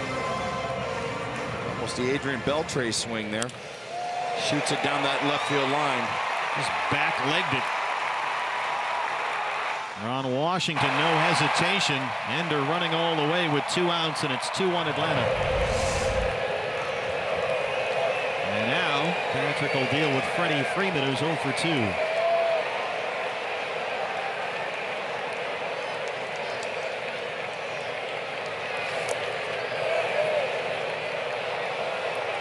Well, I tell you, this inning was created by the pesky hitter of Inciarte. I mean, Corbin gets 2 quick outs. Then he gets ahead of Inciarte 1 and 2, and then he keeps fouling off pitches and gets a good one that he can handle. Just slaps it right up the middle, and then the next thing you know, a base hit down the line. A double scores him. 0-1 on Freeman.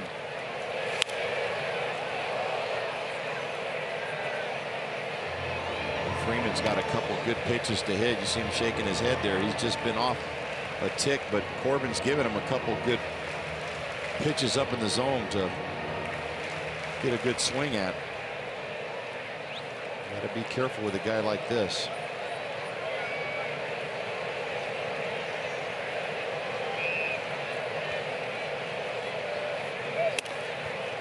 Freddie Freeman missed 44 games with a fractured left wrist. He was injured in the middle of May, came back July 4th, and he's hit safely in all 7 games since his return, including 3 home runs. So he really did pick up right where he left off. 10 RBIs in his last 7 games. Fastball up, and it's 2-2.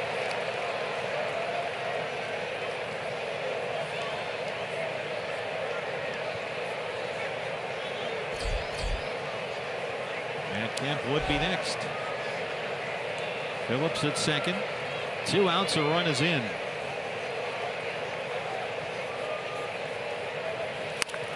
Raymond yanks it foul down the right field line.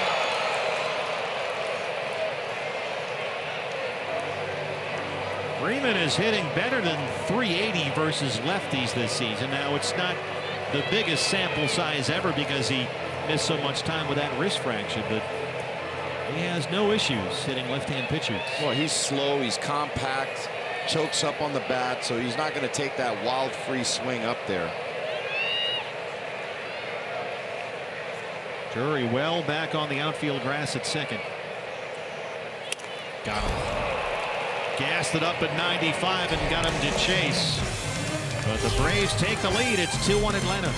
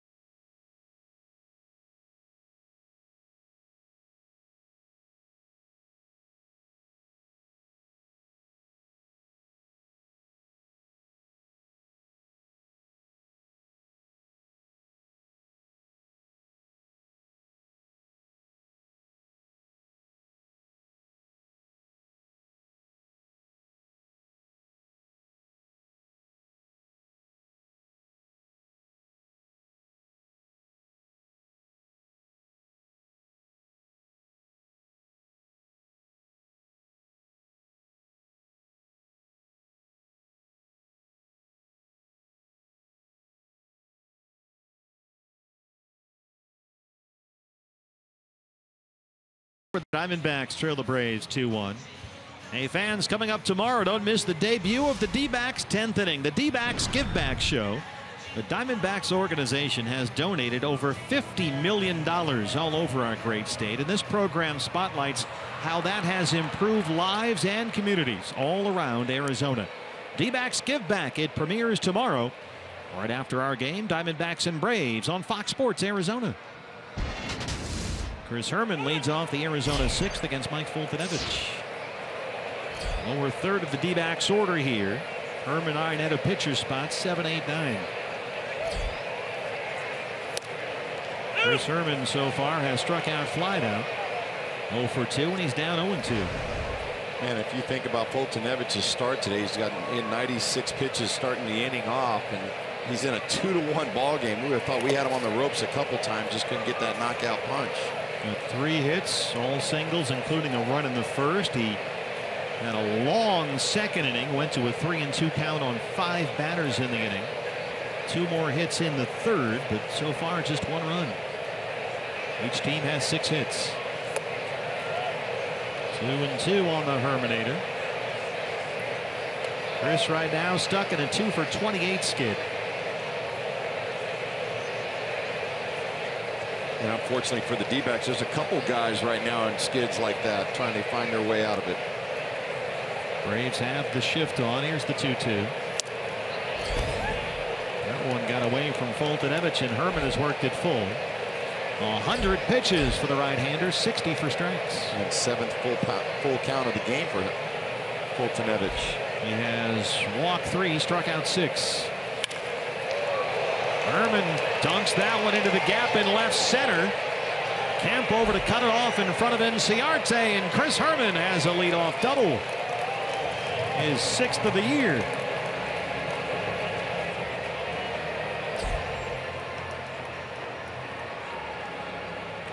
Big hit for Chris Herman, much needed for him. He gets that pitch upper in the upper part of the strike zone, up and away, just slaps it out in the left center field. Boy, I tell you what, Matt Kemp, who's had hamstring problems again all year long, he is not moving around very well out there in left field. Chris Iannetta has struck out and walked 0 for 1.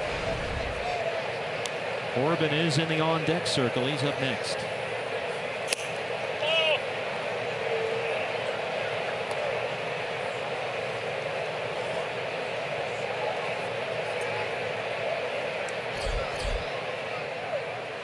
Bullpen will have to get busy for the Braves.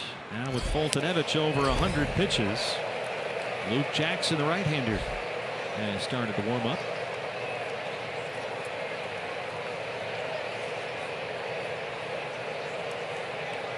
Diamondbacks with 7 hits. They've left 8. Fastball missed. You see Foltynewicz there screaming after that pitch. It's like he wanted that pitch. They haven't been strikes, Gonzo, all night long. He's not getting any bad calls back there from Paul Nart. They're just off the plate. They're just not strikes. And he really hasn't done anything in his career to earn that right to get those pitches called strikes. Well, sometimes this is a case where a guy's frustrated with himself and it looks like he's ticked off at the umpire. I mean, you never know for sure. Well, I mean, the history has shown earlier in this game that he's... Yeah. It's just bad optics either way. Yeah. 2-2. Good take by Chris. This guy has such good organization of his strike zone. Corbin in the on-deck circle.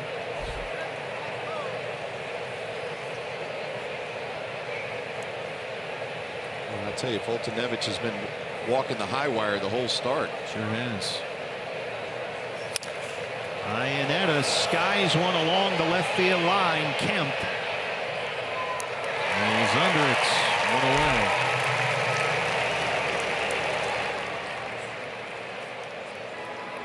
And Corbin will go back into the dugout now. And we'll get a pinch hitter. Daniel Descalso will hit for Corbin, so that ends Patrick's night.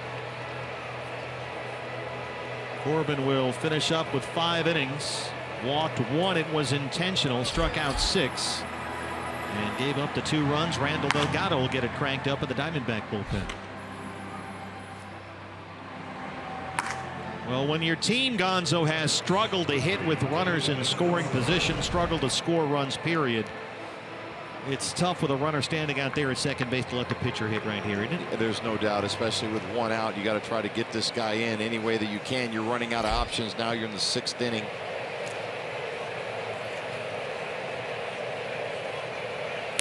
So here's Descalso, who started in left field last night, had 3 hits, including a double and an RBI.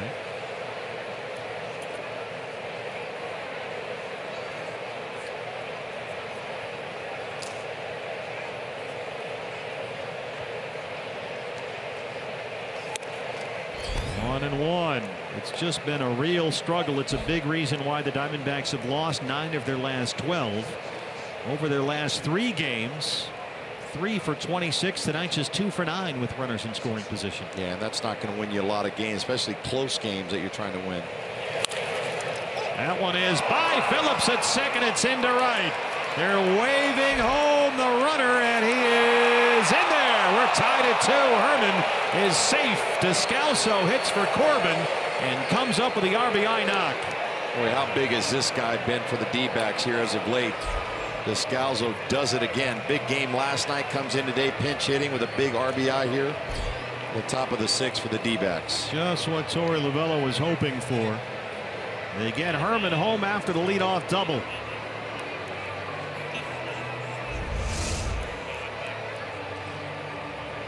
He gets a nice pitch to handle. Left-handers like that ball down in the zone.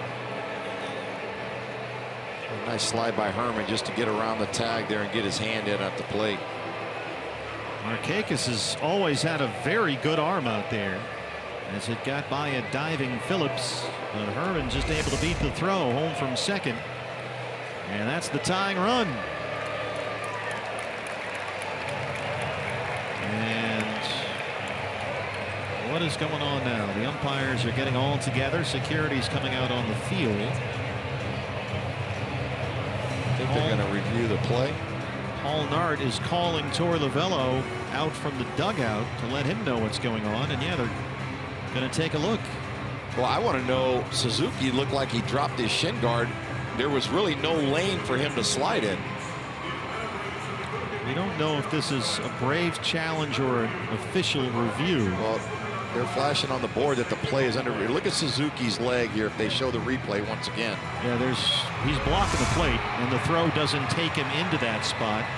It's open there, but now you see the replay. He looked like he threw his left knee out to block him off from getting to the plate. And there you see it. Watch him shift his leg out there. Managers, yeah, his hand is already on the plate, and there's the sweep tag. Managers do have to use a challenge to review the Buster Posey rule, which is Rule 713, that collision rule at home plate. So once you look at any play at the plate, that does come into effect. But Brian Snitker decided to use a challenge right here. But there's so many things that these guys at the instant replay are going to be looking at.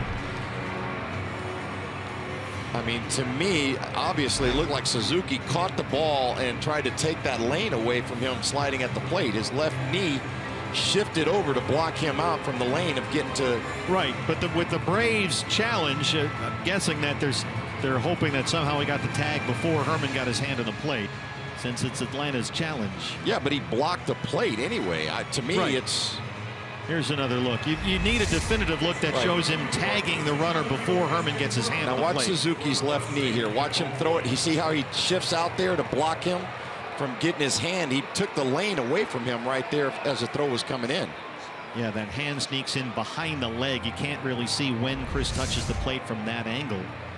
So Snitker is coming out to get Fultonevich in what is now a 2-2 ball game. Daniel Descalso, a pinch hit RBI knock, has tied the game at 2. It ends Mike Fultonevich's night. And we'll take a break in Atlanta.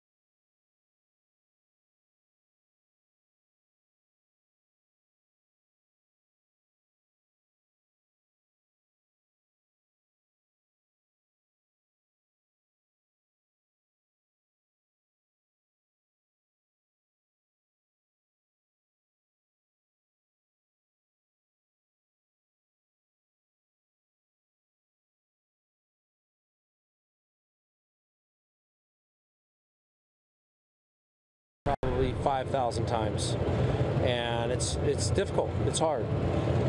You know, you want to make the right decisions at all times, and sometimes you don't.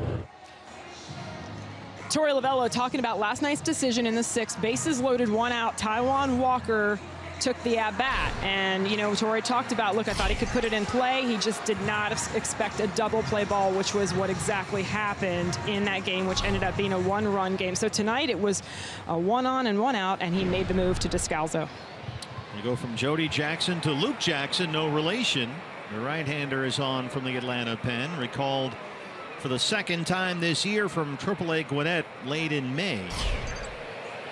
And he's on in what is now a 2-2 ball game. Descalso at 2nd, 1 out, and here's A.J. Pollock, who's 2 for 3. Yeah, Torey going back to that big moment last night when R.A. Dickey had given up 4 consecutive singles in that 6th inning. And you had Taijuan Walker coming up with 1 out. Do you let Taijuan hit there so you can keep him pitching? Do you pinch hit because you've got a chance to break the game open there? It really did come down, Gonzo, to matchups, because they had the left-hander warming up in the bullpen, the Braves. And so, you know, Brian Snitker, if he wants, can match guys up. They had Rex Brothers warming up, so if he hits, say, Chris Herman for Taijuan Walker in that situation, you've got a choice. You've got Herman versus Brothers left, or you've got Taijuan Walker versus R.A. Dickey knuckleballer. He decided to like that matchup a little bit better. Yeah, and I mean, he had hit 2 balls already off of him. Obviously, it's a different situation being the pitcher, but. And, you know, Chris Herman, who would be the pincher he'd go to there, just hasn't hit lefties this year.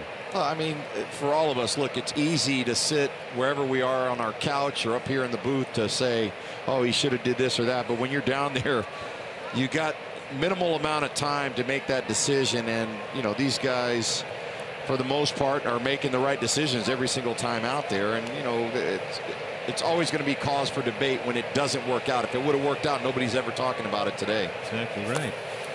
And Taijuan at that point in the ball game had just been dealing through 5 innings. He had retired at the point where he came up through 5 innings. Let's see, 10 of the last 11 he had faced. And there's a lot of different things that play into that. I mean, your offense, you didn't expect them to get shut out the rest of the way. You expect them to score more runs.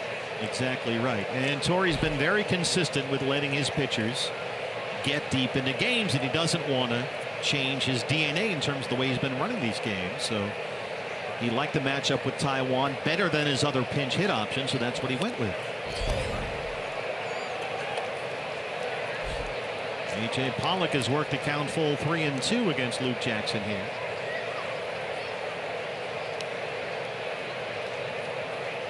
Descalso is the go-ahead run at 2nd with 1 out.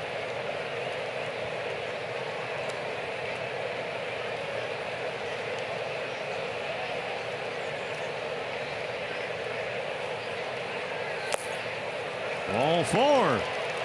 Chance for David Peralta now. Jackson, for a right-hander, has done pretty well against left-hand batters. Lefties are only 9 for 47 against him this year. That's about a 190 average. And so here comes Peralta, 2 on and 1 out in a 2-2 game. I mean, this is where the D-backs are looking for that big hit.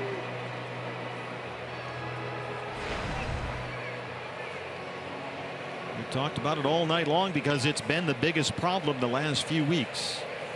Getting big hits in these situations. Descalso is at 2nd, Pollock at 1st, 1 out. Peralta has singled, grounded out, and walked. He's 1 for 2.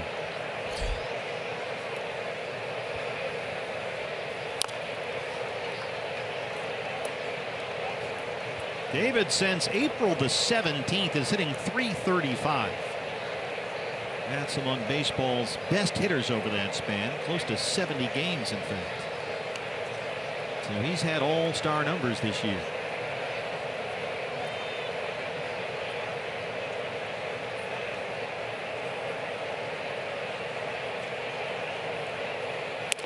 And it's been in these situations, Gonzo, where for the first 3 months of the year, somebody would come up in this spot, hit a bases clearing double, hit a 3-run homer. Suddenly it's a big crooked number going up there. But Just hasn't happened the last couple of weeks. Oh, and they're, if they want to play postseason baseball, this is definitely the types of games you're going to be playing in for the most part. I don't know, Peralta's looking out in that field. Inciarte shading him over to right center field. They're giving him that left center gap. If he can get one in that gap, everybody's going to be running for days because Matt Kemp is not the fastest of foot out there in left field.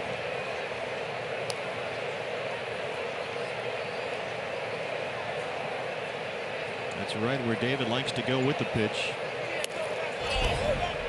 Slice it down the line or knock it into that left center field gap.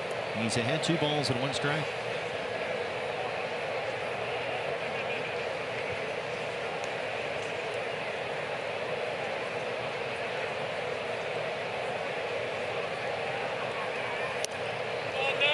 Thought about it, but held up, and it's 3-1. Well, he tried to run that backdoor pitch, and then you see the pitcher kind of asking if it was away. Well, Jackson came in, walked Pollock on a 3-2 pitch, now behind on Peralta, 3 balls and 1 strike. Didn't miss by a whole lot.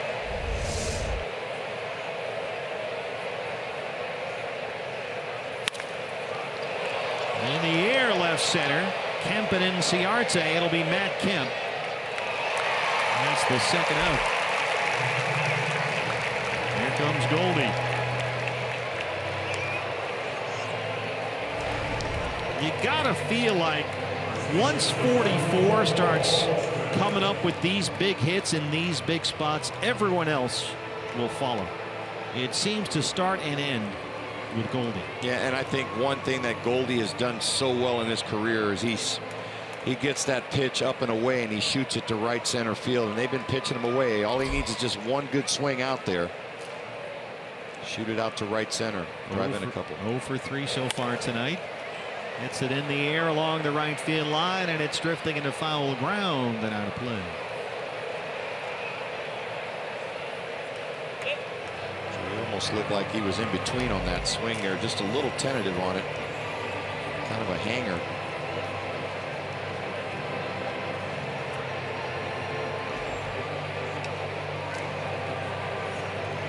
Herman led off the inning with a double against Mike Foltynewicz. Iannetta flied out. Descalso hit for Corbin, an RBI single.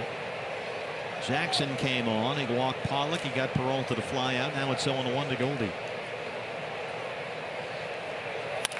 Goldie knocks it into center. They're waving Descalso. The throw from Inciarte is not in time, and it's 3-2. Paul Goldschmidt, a 2-out RBI single to give the Diamondbacks the lead.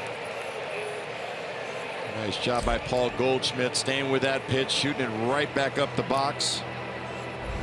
But they've been pitching them away. They set up away. Now look at where these pitches miss, right down the middle of the plate. You get a professional hitter like Paul Goldschmidt up there, make those mistakes, you're going to pay for it. Well, Brian Snitker out to the mound. He must have a left-hander ready for Jake Lamb as Descalso comes across with a go-ahead run. We'll take a break from SunTrust Park. It's Diamondbacks 3-2.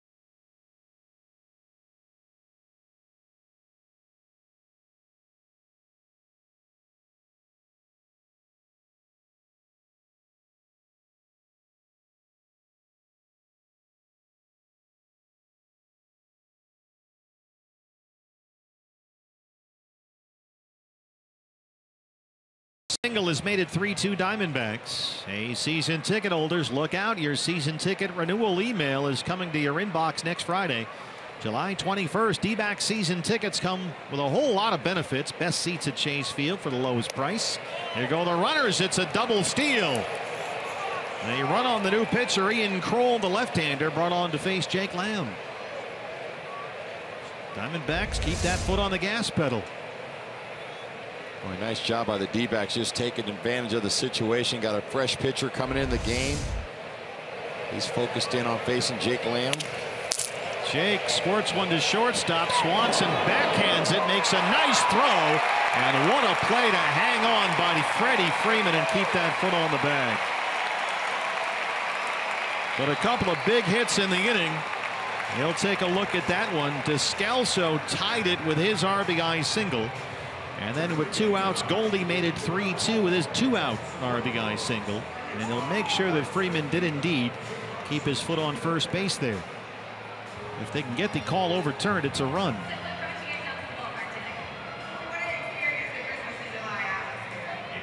It will play on. That ends the inning.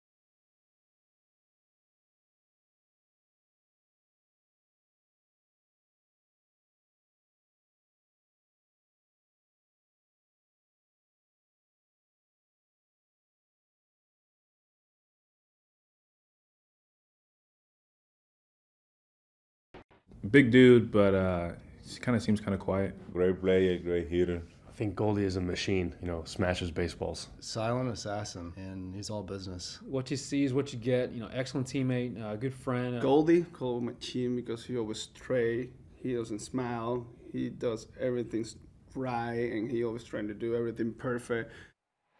Well, he got it right in that last at bat, a 2-out RBI single to give the Diamondbacks the lead. And now Randall Delgado is on to face Matt Kemp in relief of Patrick Corbin. That one's lifted out of play. Our ash line called to the bullpen. Descalso hit for Corbin, tied the game with an RBI single before Goldie's knock. So here is Randall, a 3.05 ERA, his 26th appearance. Matt Kemp, Nick Markakis, Kurt Suzuki due up in the Atlanta 6th, 4, 5, and 6. Kemp so far 0 for 2. He has twice grounded out, once into a double play. And Delgado's up 0-2. Yeah, and Delgado's job right here is just to try to come in and get that shutdown inning in the 6th. It's always big. You get that run, especially the one that gives you the lead. They got 2 in that inning. Come right out and get 3 outs. That's a good pitch against Kemp. He'll bite on anything inside most often than not. Just tried to tie him up there, trying to get him out to extend here. Looks like they're going to go away. Reaches down and chases it off. Delgado going to have to hurry, and Randall decides it's better just to hang on to it. Yeah, I think that was a good choice by Delgado. I think he was afraid if he let that one fly, it was going to run down that right field line.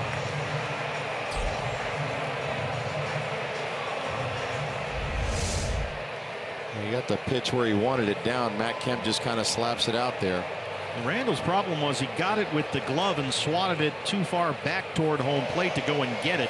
This is glove here. And then it rolls back toward Iannetta. By the time he could get to it, pick it up, it was a little too late. Well, you see why. I mean, that's why Matt Kemp leads the majors in hitting into double plays, swinging at pitches like that. Yeah, and he's a contact kind of player up there, too. Ken Crenshaw out to check on Delgado. He's just fine. And it worked to Nick Markakis, who's 0 for 2.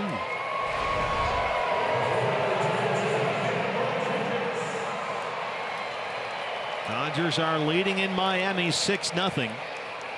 They're in the 6th inning. Rockies are trailing at Citi Field against the Mets 8-2. They're also in the 6th. Kemp does not run at all well anymore. He's had hamstring problems all season long. Here's a guy, Markakis, who's very quietly had a nice career. He's in his 12th season in the big leagues. He's fewer than 20 hits away from 2,000 for his career. 0 for 6 in the series so far.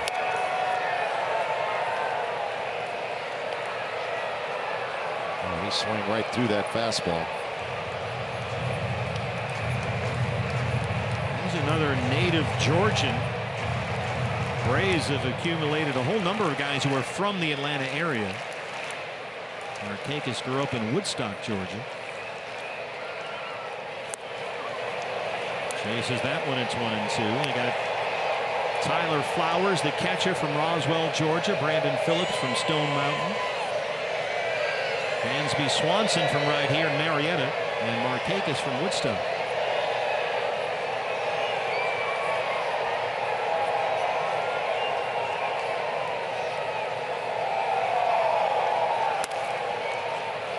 Two and two.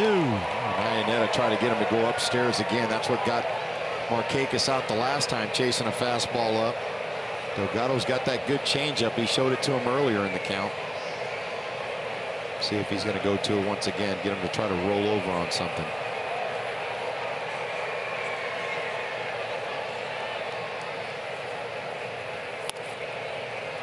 Looks at a fastball, and it's full 3-2.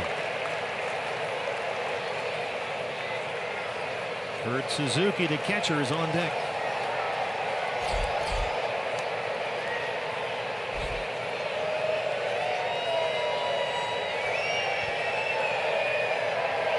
Goldie holding Kemp on the bag at first. There goes Kemp. Markakis reaches down and fouls it off.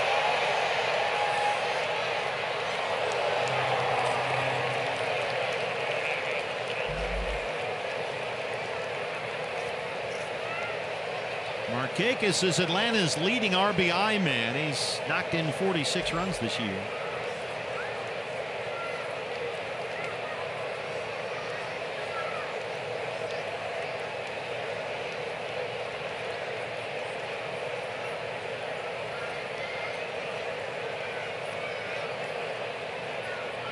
Full count 3-2. Kemp takes off again. Oh, that one really caught Paul Nart back there. Oh, that one. Oof.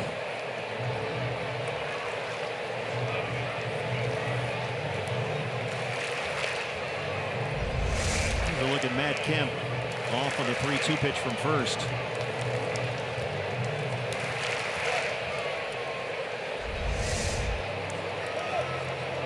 He's got to sting a little bit.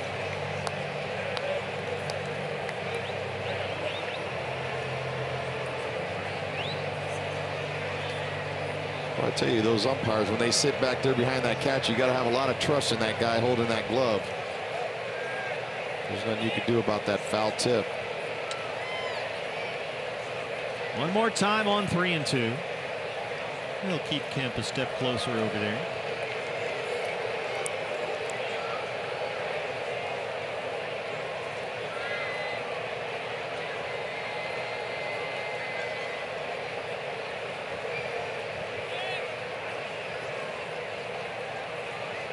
Kemp off again with a pitch. This one is squirted to third. It stays fair, and Lamb's got no throw. It just wouldn't go foul. And the first two have reached in the Braves' sixth. Neither hit left the infield. Oh, and I think Lamb's playing way off the line there with a left-handed hitter. There's nothing you could do about that one.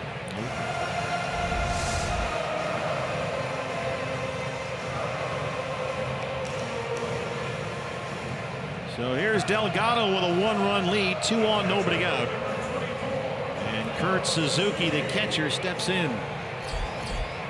Bullpen will get busy again. Andrew Chafin, the left-hander.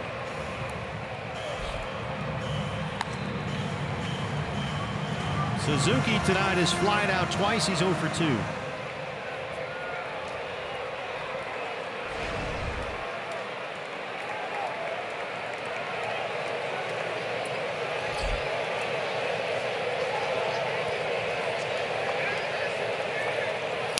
Where's the bunt, fouls it off.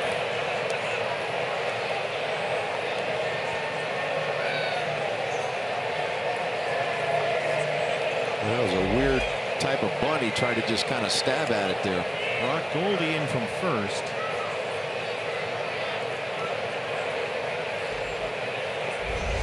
You see Suzuki square around here late, and then he kind of jabs at it. Pitch was away. He was trying to get it down that third base line. Goldie will stay in on the grass at first base. Land even with a bag at third.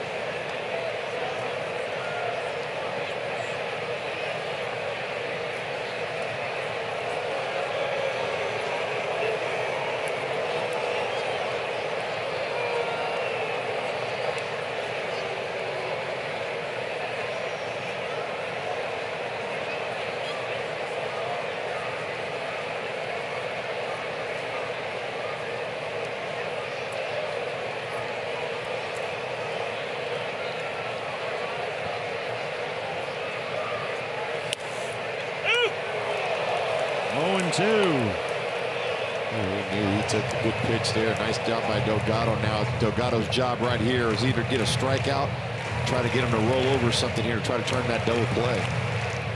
Good slider there from Randall. Kemp is at second, Markakis at first, and nobody out.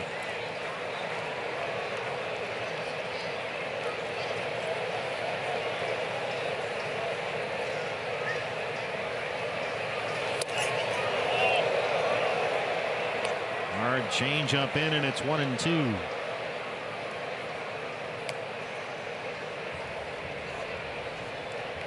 Suzuki almost dove into that pitch to get hit by one. They've got the switch hitting Camargo on deck.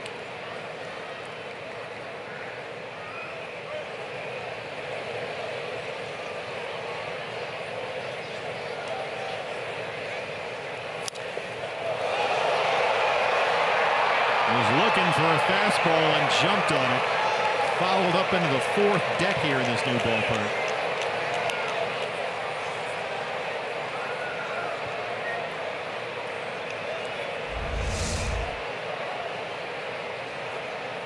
You talk about cheating middle end. He was looking for that one. You bet.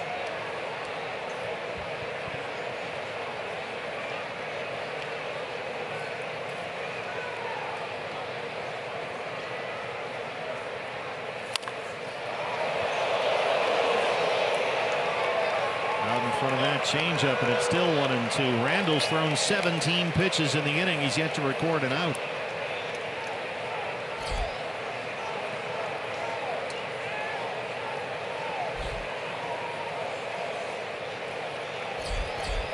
Camargo on deck.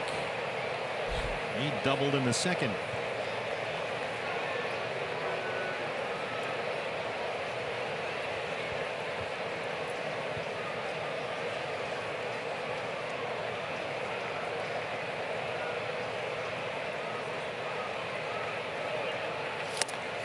got him. Finally, Delgado wins the battle with a changeup.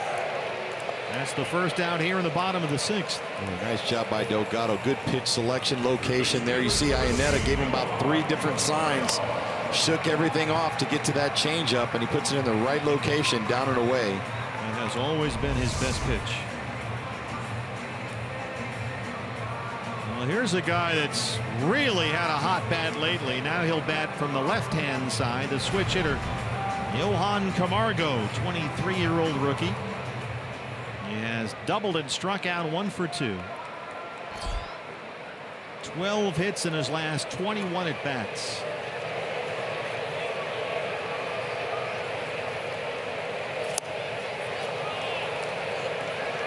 There's another Delgado changeup, and it's 0-1. Yeah, that's his bread and butter pitch right there.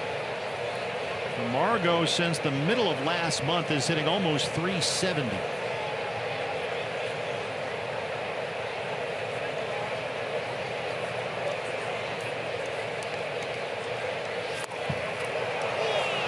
Makes a stab at another one, and Delgado with that pitch jumps ahead 0-2. I'd give him another one right here. You got him thinking now. Well, he looks like Gonzo. He's gone up there trying to drive those runs in. Very aggressive. Young guys in these types of situations, they tend to get a little too amped up from time to time. They get a little excited. They got to learn how to slow the game down. Delgado can really use that changeup to his advantage then. Here's the 0-2. Missed up with a fastball. He's throwing 2 changeups down, and here he comes with a fastball at 91 up in the strike zone. Kind of changing the eye level to Camargo, just trying to get him to see, thinking something's going to be up. See that 2-seam action from Randall on that fastball, tailing away from the left-hand hitter. A ball and 2 strikes.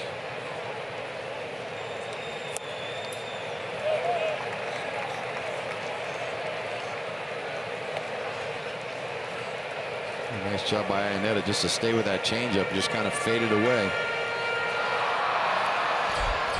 He's been very careful pitching him here. Everything down in the zone except for that one fastball that he showed him up. Everything else has been down in the strike zone.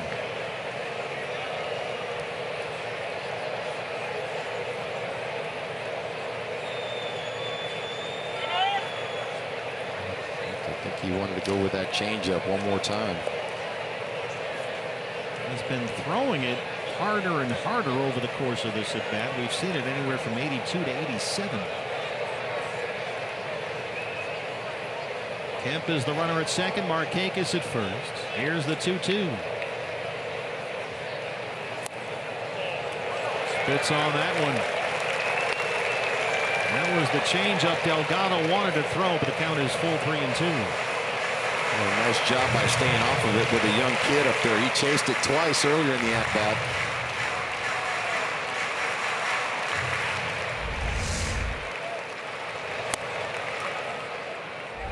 Good movement on that changeup. This is the money pitch right here with a 3-2 count, 1 out.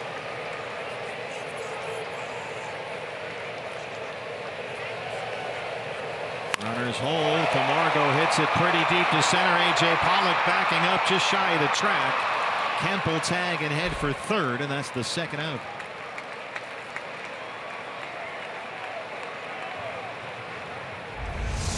Well, you talk about pitching down in the zone. First pitch here, changeup, 2-seam fastball for a ball up in the zone, then another changeup. He got a hittable pitch. That left pitch, he left up a little bit, that last one. He did, but he was looking down in the zone because he kept pitching him down, so he's looking down, and then when he elevates that ball, it gets on him a little bit quicker. Nice job of pitching by Delgado there. Dansby Swanson, batting 8th tonight, was walked intentionally ahead of the pitcher. He grounded out his last time up. You've got the pitcher's spot due up next. Lane Adams, who struck out as a pinch hitter last night, is in the on-deck circle. So they'll work to Swanson. 2 outs. Kemp at third. Markakis at first. Fastball got away from Delgado. It's 1-0. Dansby Swanson right now stuck in a 4 for 35 slump. He's been chasing a lot of high fastballs lately, a lot of balls on the ground when he does make contact. Very few line drives or balls in the air. Well, that one tied him up big time, and it's 1-1. You know, and this is the tough part for a kid like Swanson in his career. I think he's had success everywhere he's gone throughout his college career, probably in travel ball, everything that he's played in. #1 overall pick in the draft by the Diamondbacks 2 years ago out of Vanderbilt.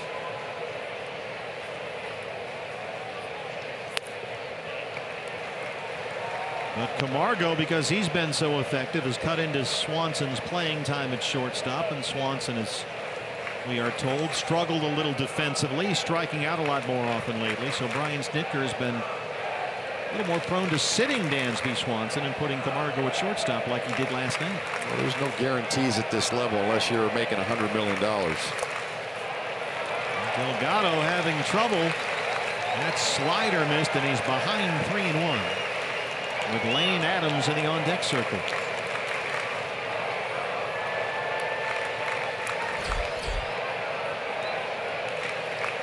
There's no doubt Delgado's thrown a lot more pitches this inning than he's wanted to. Number 29 is on the way.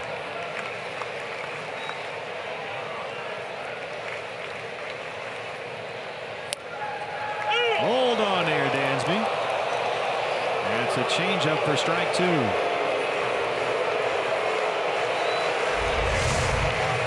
Well, to me, that just tells me he didn't want to hit right there in that situation. He looked like he didn't even flinch. Mike Butcher on the right, the skipper Torey Lovello on the left. Kemp is at third, Markakis at first. 2 outs and a full count on Dansby Swanson.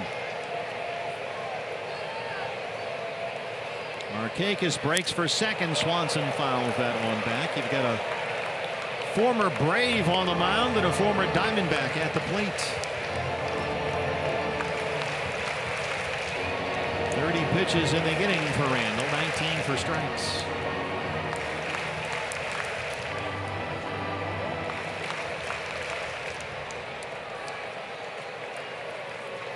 Ender Inciarte waiting his turn. Another former Diamondback.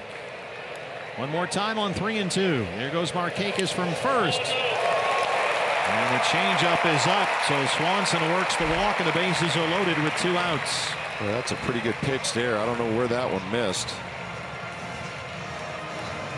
I think those guys are wondering the same thing. Oh, boy, that was right there. Wow. That hurts. Paul Nart says ball 4. And that'll bring out Mike Butcher now. They'll talk about Lane Adams. Adams came up in the 7th inning in last night's ball game as a pinch hitter. He struck out against Jake Barrett.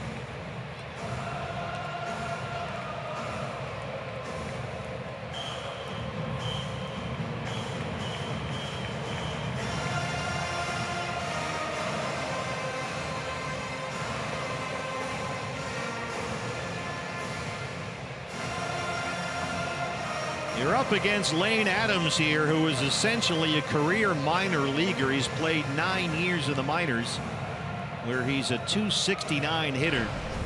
In the big leagues this year with Atlanta, .214 and a homer. And he's only 6 for 28 all year. You've got Kemp at third, Markakis at second, and Swanson at first with 2 outs.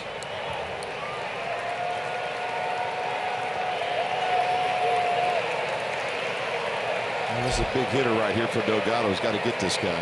Big time. And this is trouble. That's going to reach the wall. Kemp is scored. Markakis right behind. They're waving Swanson. And it's a 3-run bases clearing double for Lane Adams.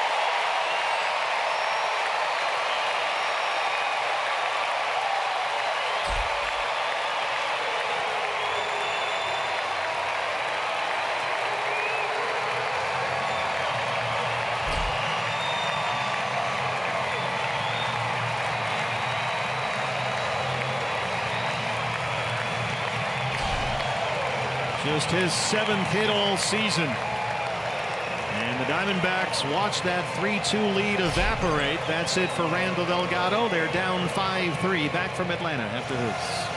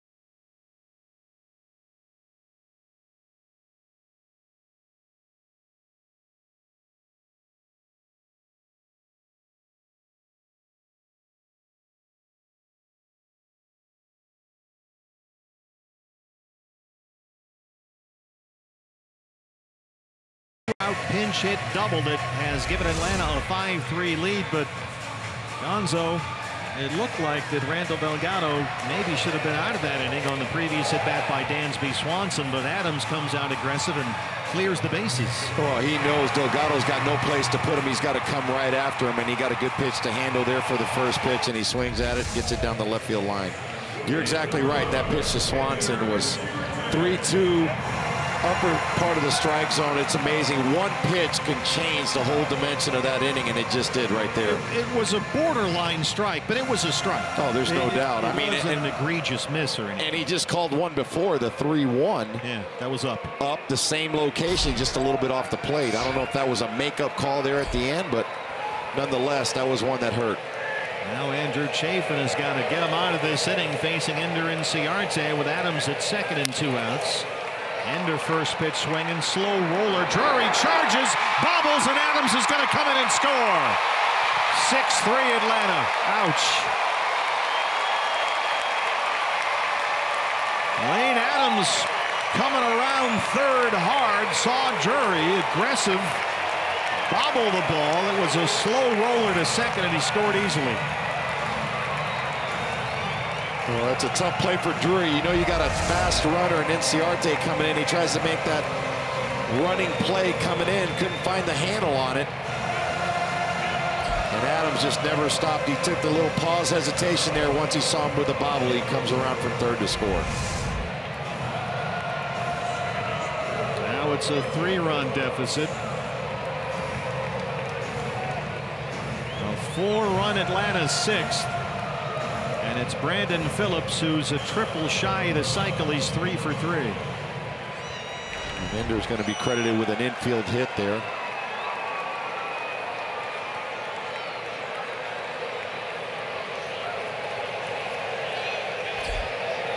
I see the infield hit getting Inciarte aboard, but how do you explain Adams coming home from third on that? Yeah, I don't know if that should be an RBI, but there's no error on the board.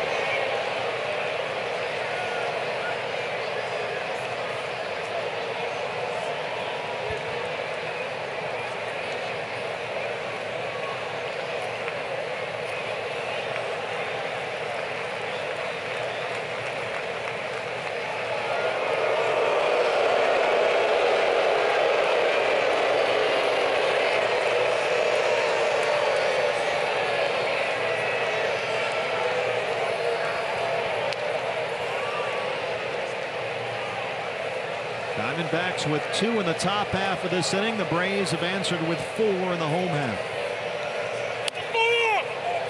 And there's a balk. He didn't stop. Paul Nart saying you got to come to a complete stop, and he didn't think Andrew Chafin did there. So Inciarte gets second base.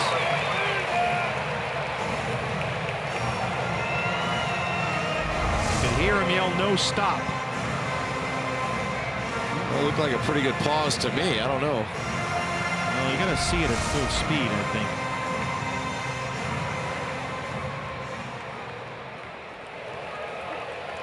Phillips singled in the first, homered in the third, an RBI double in the fifth.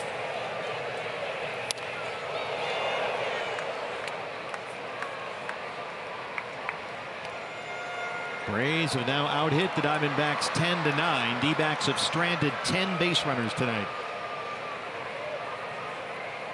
Atlanta's left 4.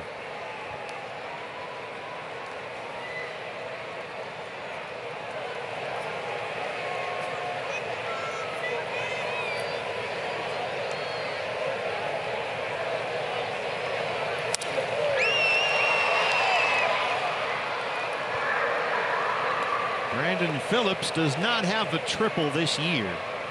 Triple shy from the cycle. He's been bothered for part of the year by a left groin strain. It's kind of nagged him for the last couple of months.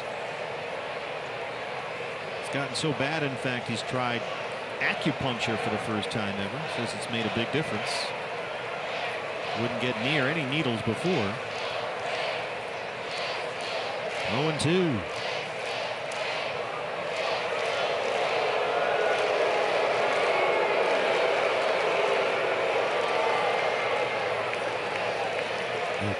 Chafin paying a lot of attention to Inciarte at second base.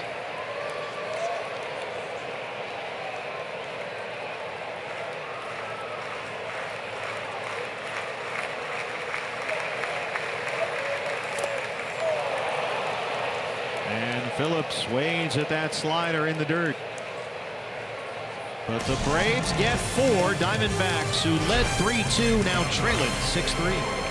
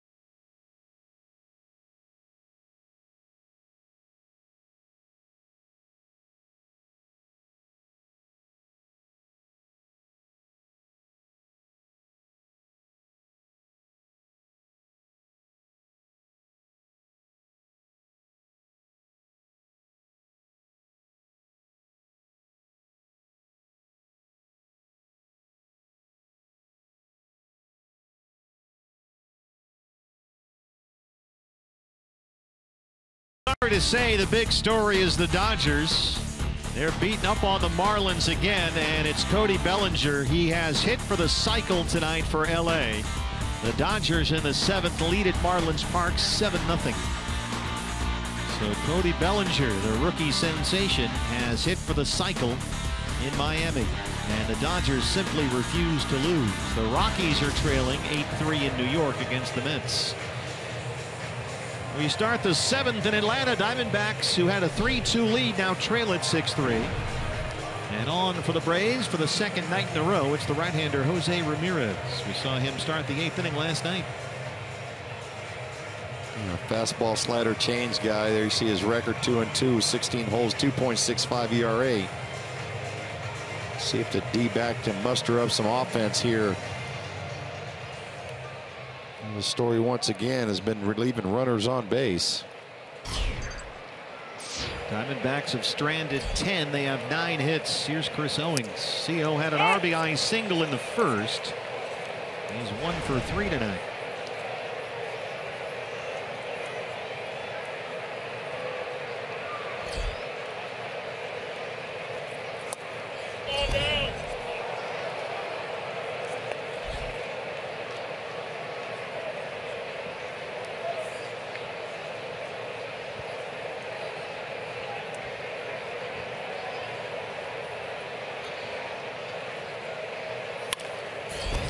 Phillips at second.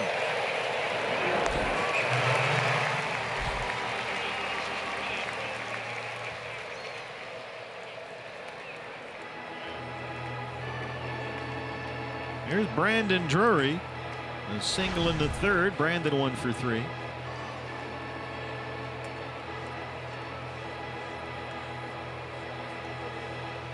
Originally drafted by the Braves at a high school in Grants Pass, Oregon. D-backs got him as part of the Justin Upton deal 4 years ago.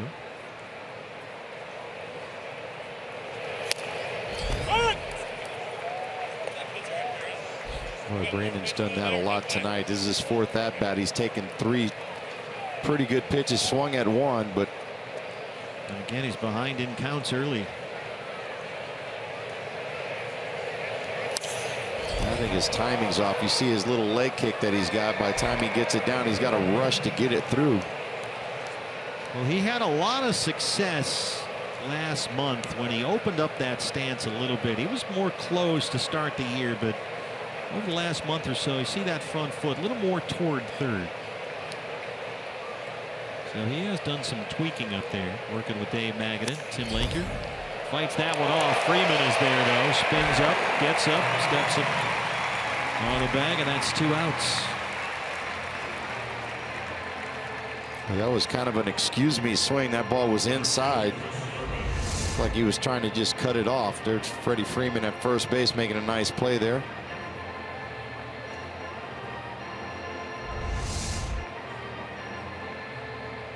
Boy, if there's such a thing as a left-hand version of Goldie, it's Freddie Freeman.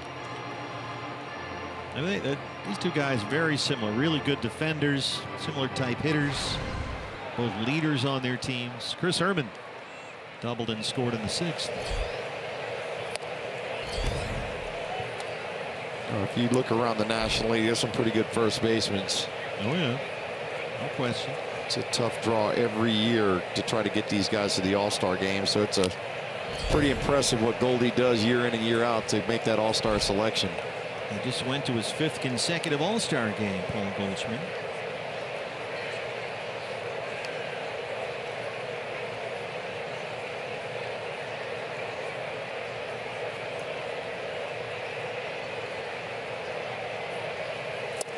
Oh. 2-1. It's that hard Ramirez changeup.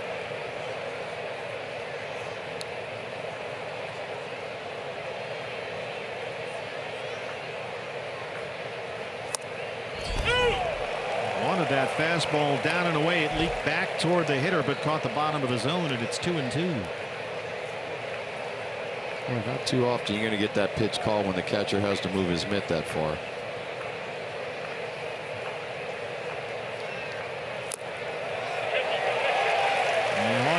Foul tip, and Herman strikes out. We stretch at Atlanta. Diamondbacks trail the Braves 6-3.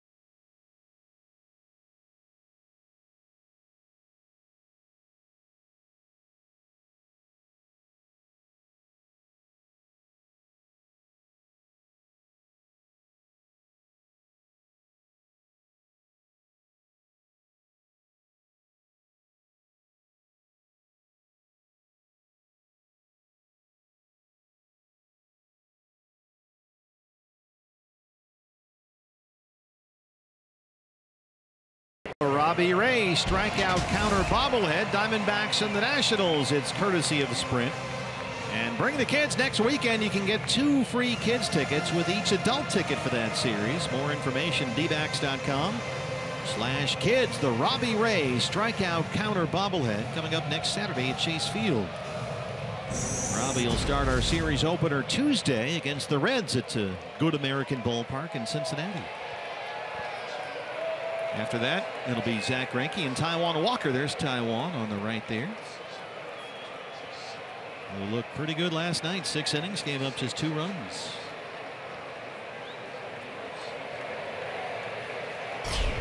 Freddie Freeman leads off the Braves 7th. He's 0 for 3.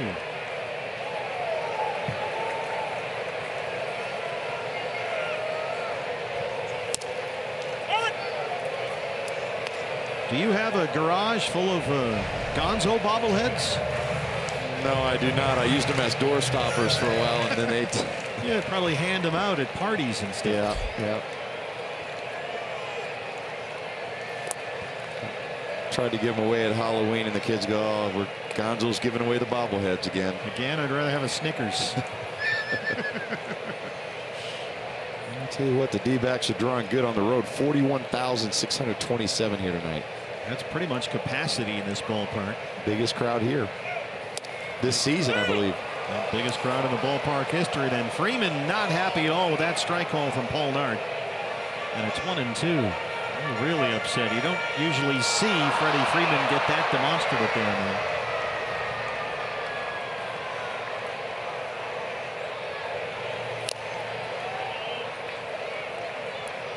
He's such a big, long guy, 6'5", 220.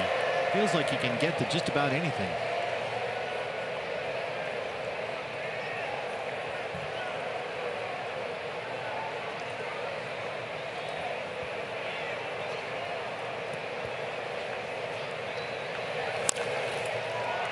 Bounce to shortstop for Chris Owings. Freeman 0 for 4, 1 down. A nice job by Chafin just to shut him down that inning. Here comes Matt Kemp. Infield single and a run scored in that 4-run Braves 6th.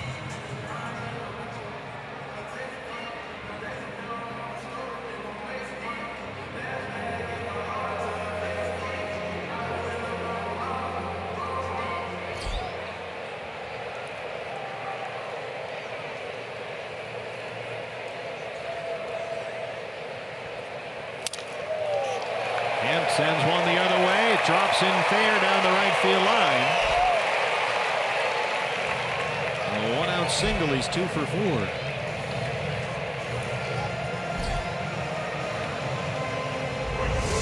Well, it just seems like this whole series, these guys are hitting balls down the left field and right field line. Brandon Phillips seems like he's got a half dozen of those. Kemp right there for a 1-out single brings up Markakis.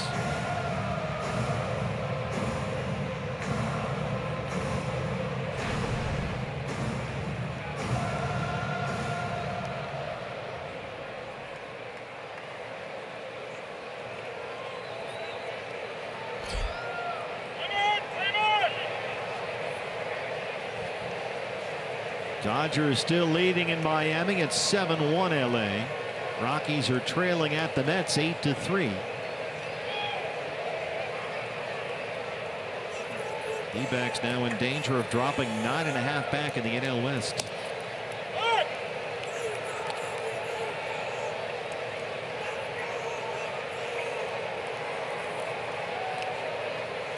Yeah, we keep waiting for those Dodgers to hit a little rut there. They've won like 26 out of 30 or something like that. It's just ridiculous.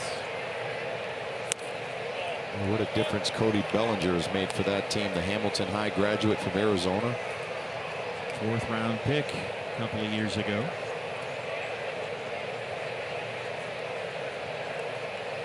He hit for the cycle tonight at Marlins Park. 1-1 to Nick Markakis.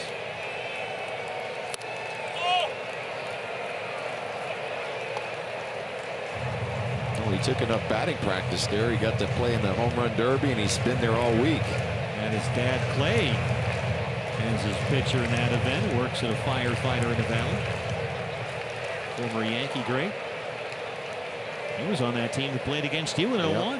Yep. Very high chopper. Goldie's under it. Nothing doing on getting Kemp at second. He had to wait too long for that one to come down.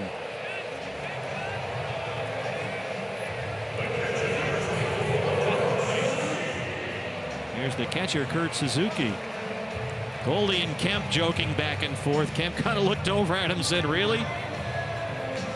I think Goldie threw down there just to mess with him. Suzuki struck out in that Atlanta sixth. He's 0 for 3. Kemp is at second and 2 outs.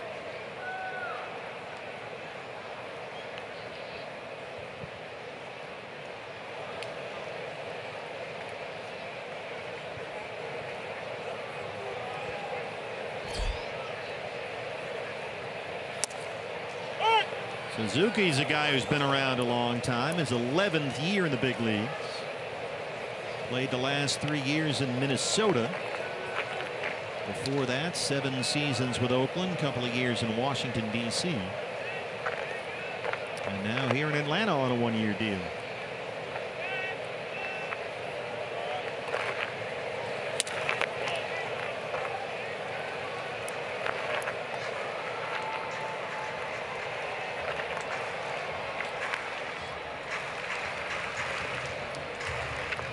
Need a shutdown inning right here. Get Chafin, get this last out, get those D-backs in there, start to rattle those bats around. D-backs have 8, 9, and 1 due up in the top of the 8th. Suzuki rolls one into left center. This will bring Kemp home, and it's 7-3 Atlanta.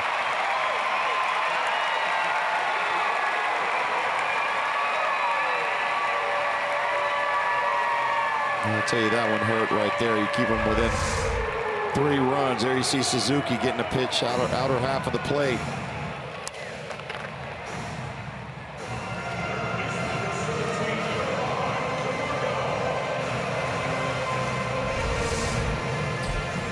Little 2-out tack-on RBI single. The Braves now with 12 hits and a 4-run lead. Johan Camargo, the third baseman, steps in. A switch hitter, batting right-handed. Doubled in the second, 1 for 3.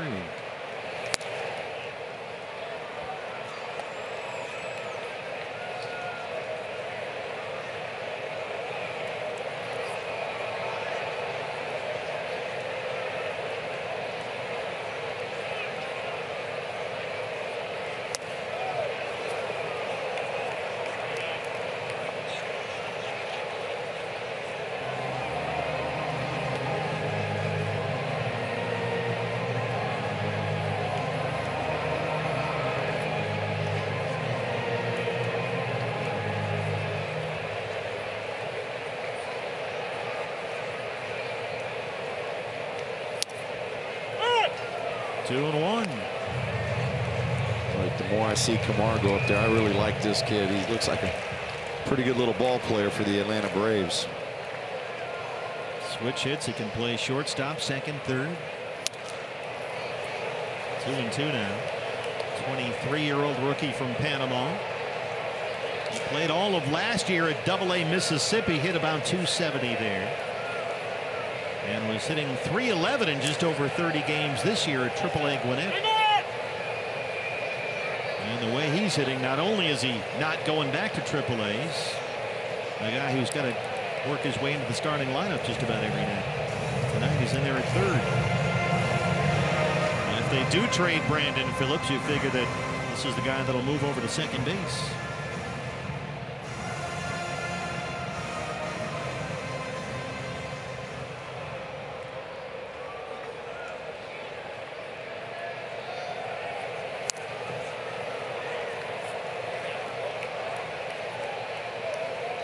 He's another one like NCRT, just kind of a pesky hitter. Keeps fouling balls off, waiting for you to make that mistake.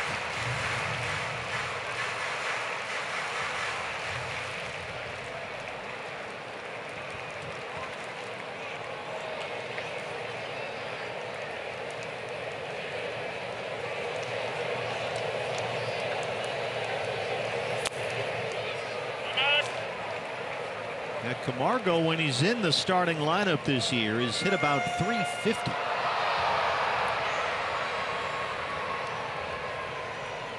Braves have won 6 of the last 8 games in which Camargo has started. Bullpen still busy for Atlanta. Saw Sam Freeman, the left-hander, in the game last night. Chafin gets a glove on it, and guess what? There's no play. It's just been one of those nights here. A base hit for Camargo.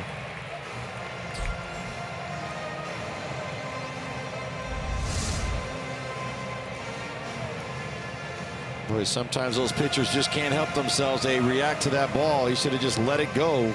Middle infielders are covering the bag anyway.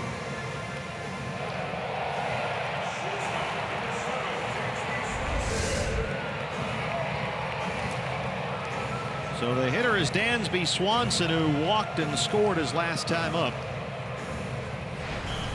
I'm sure Torey Lovullo going to check in with Paul Nart here, trying to keep this a 4-run deficit.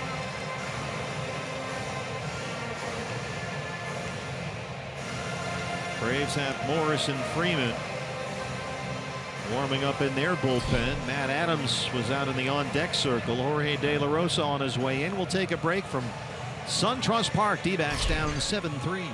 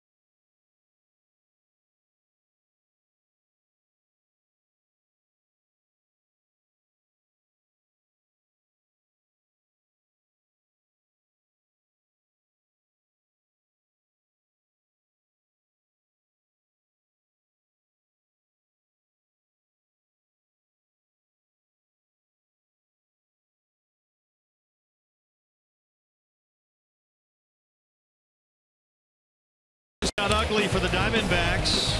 Our Cox high-speed highlights. The 6th inning started out nicely. Daniel Descalso, a pinch hit RBI single to tie it. Then Goldie with 2 outs gives him a 3-2 lead with that RBI knock. But things fell apart in the home half as Atlanta scored 4. Dansby Swanson should have been struck out on that pitch. Instead, it was ball 4. And then Lane Adams followed with a bases-clearing 3-run pinch hit double.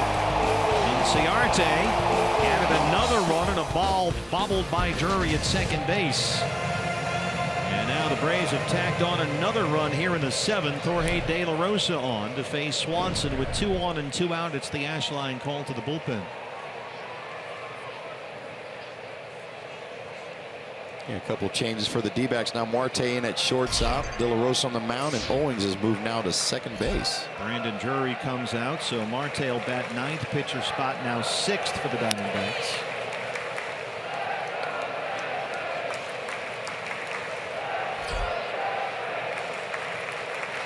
Ketel Marte playing shortstop, batting 9th.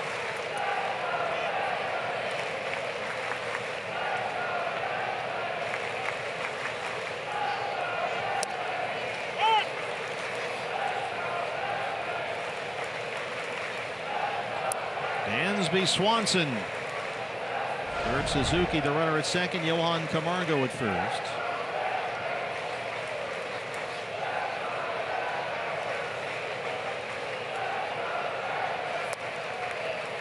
2 balls and 1 strike.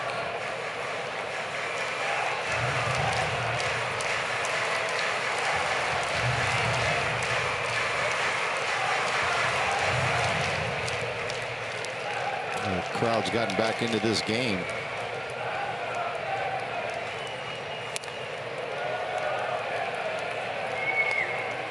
Tell you what, if the Rockies wind up losing and they're trailing at the Mets 9-3 right now, the Braves will only be 6 out of a wild card spot. Pitcher spot is up next. Matt Adams in the on-deck circle. Jorge De La Rosa down to Dansby Swanson, 3-1. Popped it up first base side, foul ground for Goldie. That's the end of the inning. Atlanta tacks on a run. Diamondbacks are down 4.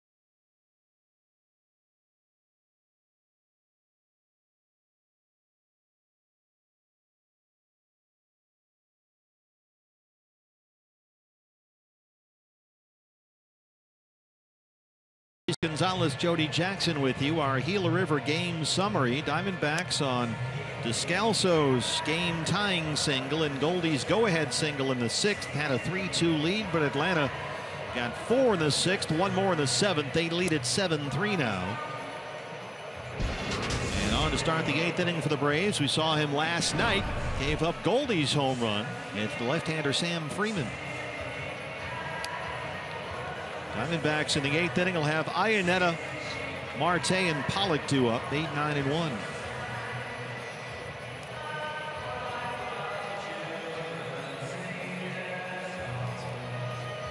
Chris Iannetta has walked, struck out, flied out tonight, 0 for 2.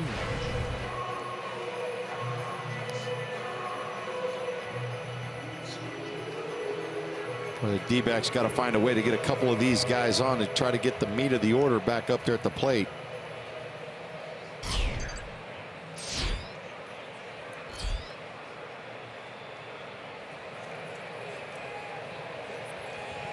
Diamondbacks have been out hit 13-9. Arizona has stranded 10 base runners tonight.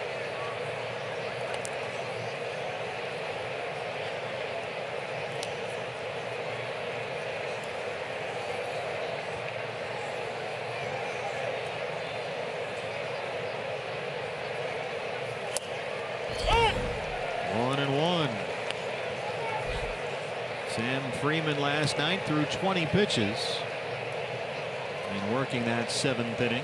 Retired Pollock and Peralta, gave up the homer to Goldie, and then got Jake Lamb to ground out. Ahead of Iannetta 1 and 2. And a nice off-speed pitch down in the zone.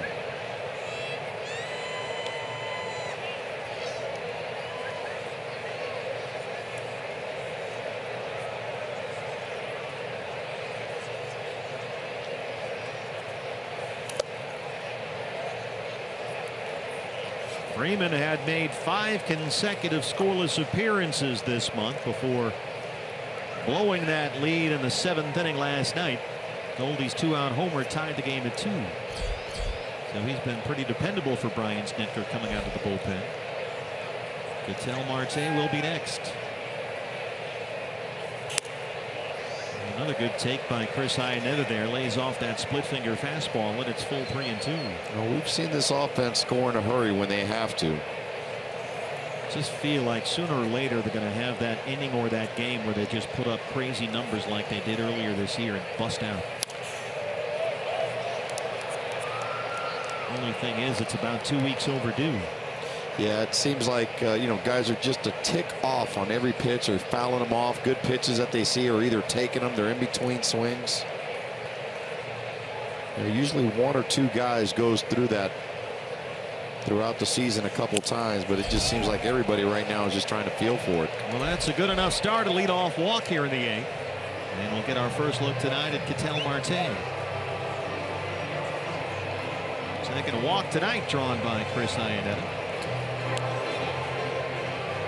Marte 11 games since he was called up from Reno. 208 with a home run. He had a really good at bat as a pinch hitter last night. He was up at the plate when Owings came home from third on that wild pitch.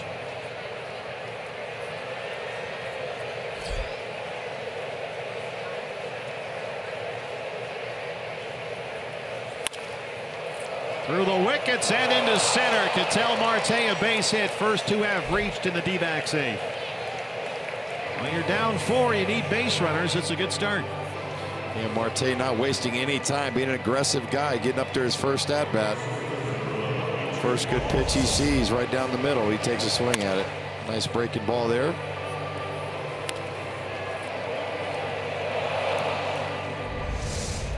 A.J. Pollock gets a chance now. A.J.'s had a good night. He's been aboard 3 times, 2 singles and a walk. He scored a run.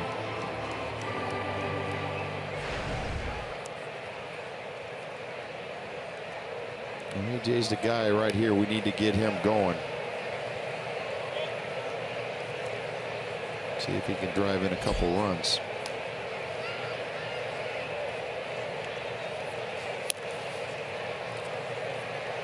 Let's see, he is 5 for 23 at the plate since coming off that groin injury. The left-hander Rex Brothers starts to warm up.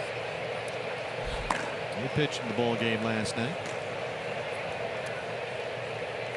Struck out Chris Herman to win the 8th.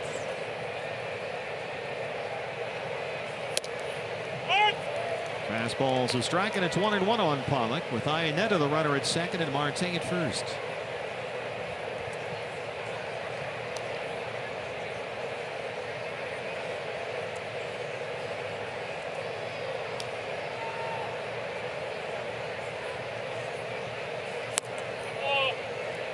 Missed with a fastball, 2-1. Nice take by Pollock there, just laying off of that pitch. Paul Nard has had a pretty tight strike zone tonight.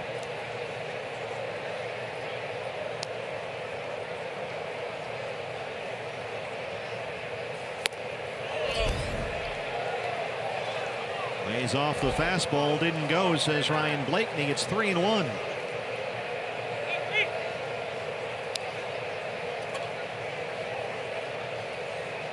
Peralta on deck. Brothers, the left-hander, warming up with the Braves bullpen. They've got a lefty out there already.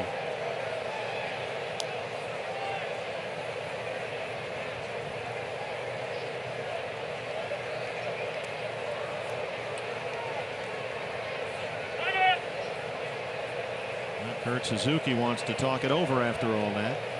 AJ's worked himself into a good count here with 3-1. He's going to be looking for a fastball middle in to try to turn on something if he can get the right pitch.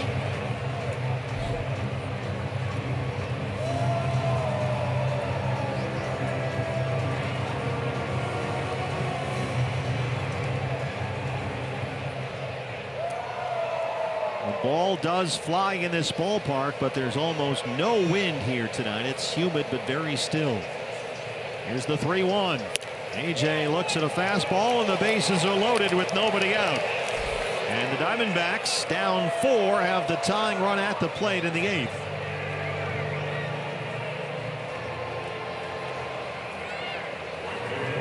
Well, the first 3 hitters for the D-back have done what they needed to do, which is get on base, walk, single walk. Now it's up to David Peralta, see what he can do here, come up with a big hit.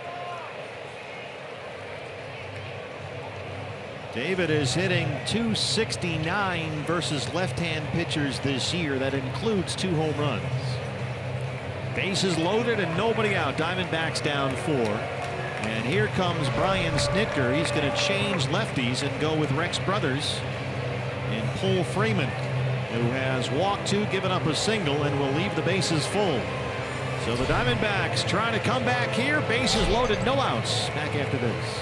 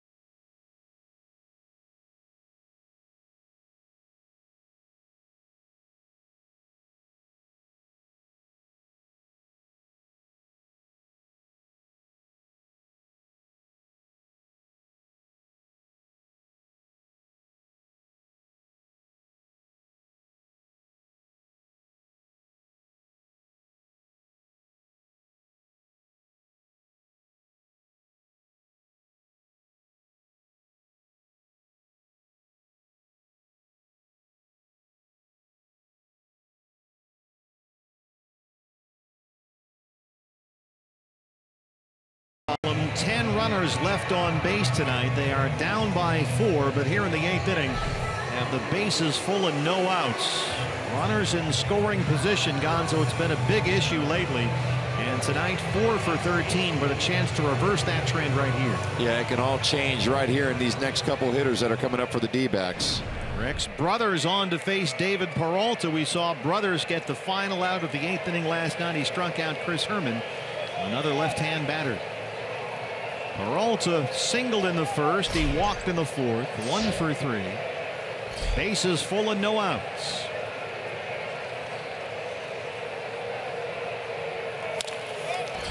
Bouncing ball to second. Swanson charges. They get one. Ionetta is home, and it's 7-4.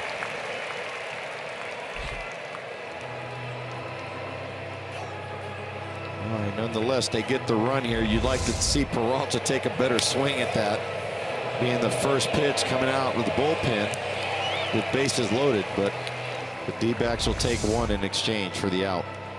Now, last night, Brian Snitker let a left-hander, Sam Freeman, face Goldie with 2 outs in the 7th inning, and Goldie hit a home run to tie the game. And now, with the tying run at the plate, 1 out in the 8th, he'll let the left-hander Brothers face Goldie, with Ketel Marte at third and A.J. Pollock at second. First base is open. You could, if you wanted to here, and again, there's all different kinds of rules about these situations, but walk Goldie and pitch to Lamb. This is Goldie against Freeman last night. A fastball up and away. He hit it out to left.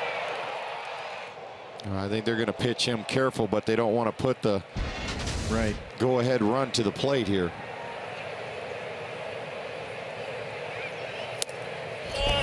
Fastball just away, and it's 1-1. Goldie versus Rex Brothers, the former Colorado Rocky, 0 for 6 with 4 strikeouts. So that's maybe another reason why Brothers is still in the game here.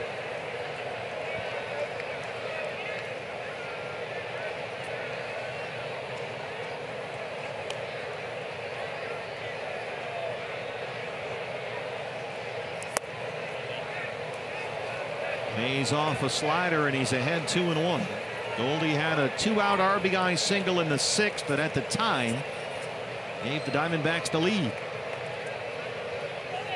Braves answered with 4 in the home half, tacked on another in the 7th. Now the Diamondbacks have got one back, down 7-4. You hope that Brothers is too careful and leaves something good enough for him to hit.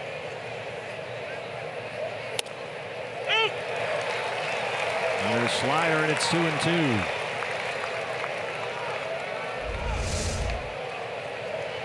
That's a good backdoor slider. Sure it is.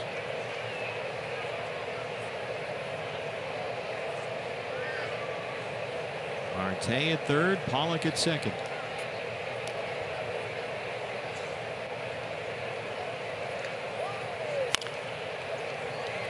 Foul ball.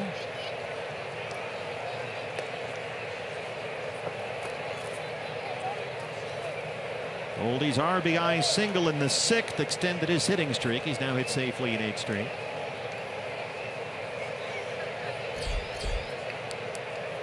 Jake Lamb on deck.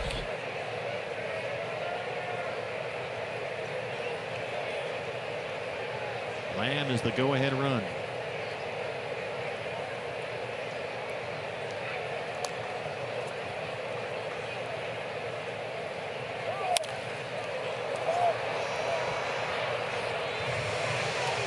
You talk about pitch selection here and how they're pitching Paul Goldschmidt, not just in this at bat, but the whole series. Everything down and away, away, away.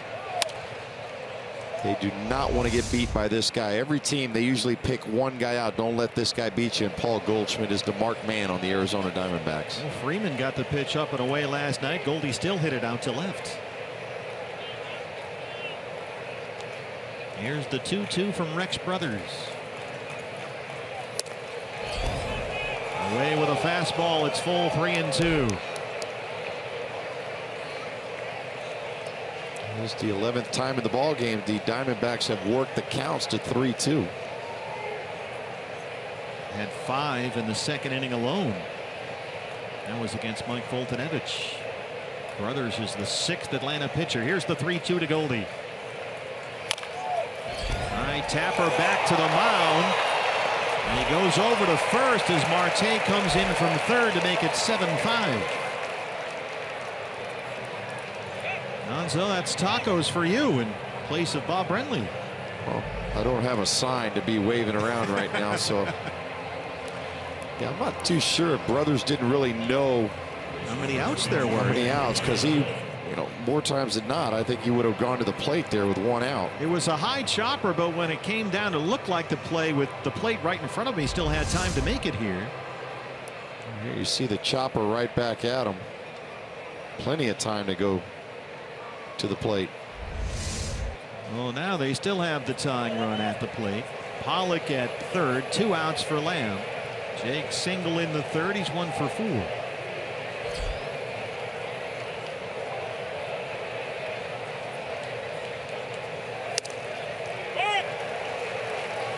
Jake, his last time up, grounded out against lefty Ian Kroll to win the 6th.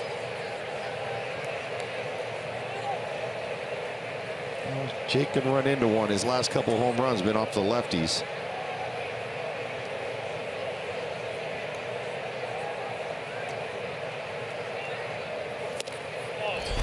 Just missed with that fastball, and it's 1-1.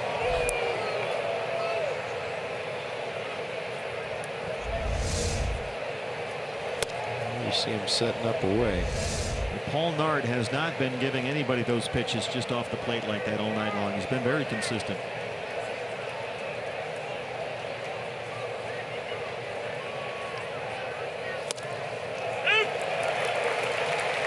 Laid off the slider, but it's a strike anyway. 1-2.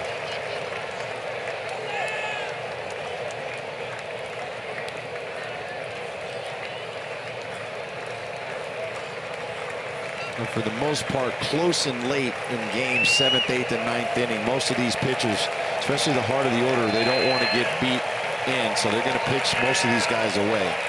Got him.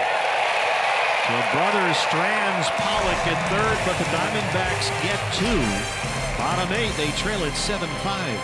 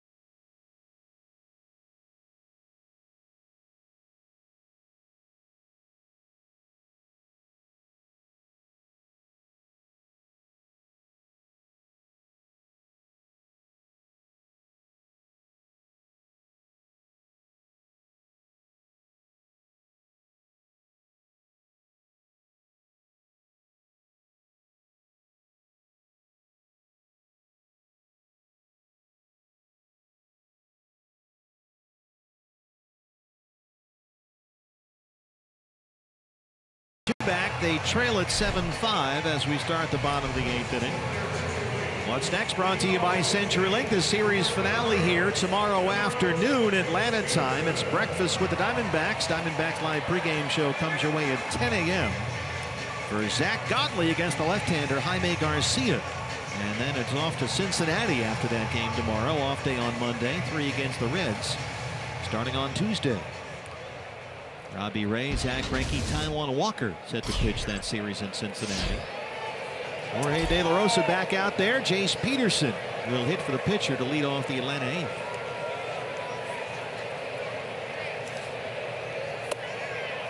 Peterson this year 180 without a homer. Hasn't really hit this year. He's been up and down from the minors 3 times.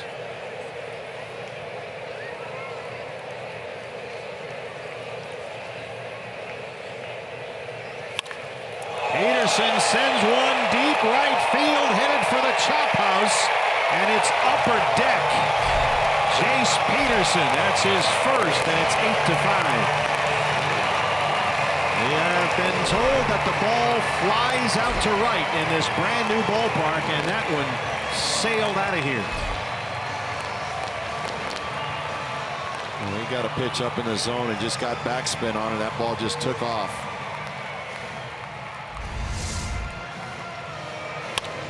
See it 89 miles an hour. Belt high. Look how far up this one goes, over that chop house lettering there. Almost over everything. Ender Inciarte.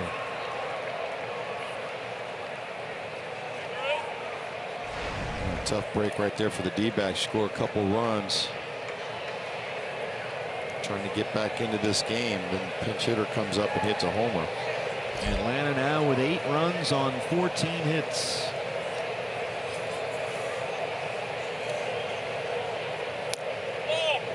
More importantly, their 2 pinch hitters have driven in 4 runs today. And Lane Adams had that 3-run pinch hit double in the 6th, and now Peterson leads off the 8th with a pinch hit homer.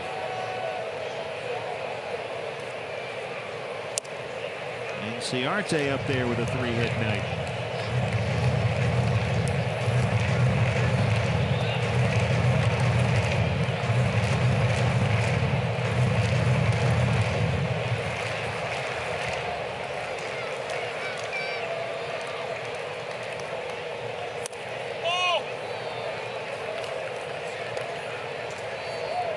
A lot of fans up there in that Coors Light Chop House area in right field. This tonight is the biggest crowd in this ballpark's young history. 41,627. As Inciarte pops it up for Lamb at third. And he's got it in foul ground for the first out.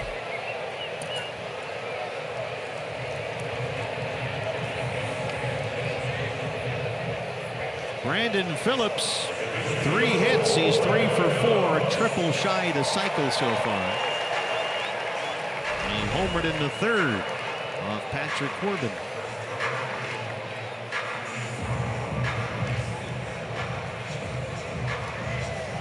Phillips not running especially well this year. He's had groin problems. He does not have a triple on the season.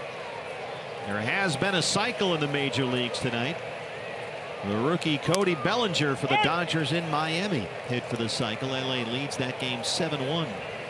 Rockies have lost at the Mets 9-3.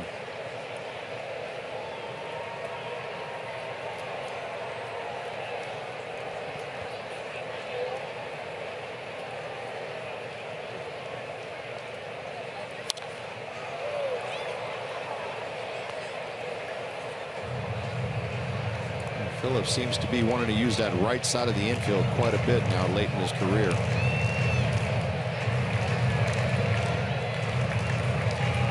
Now 36 years old.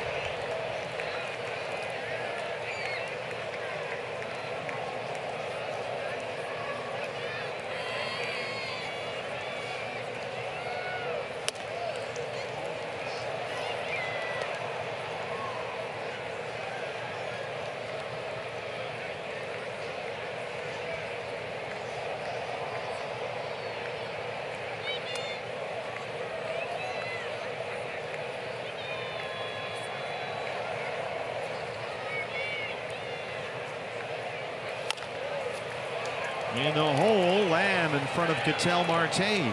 2 outs.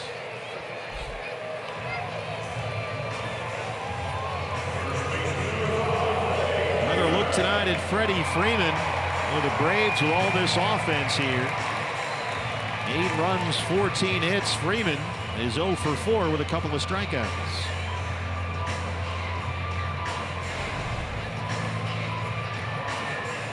They've kept the big man in check tonight.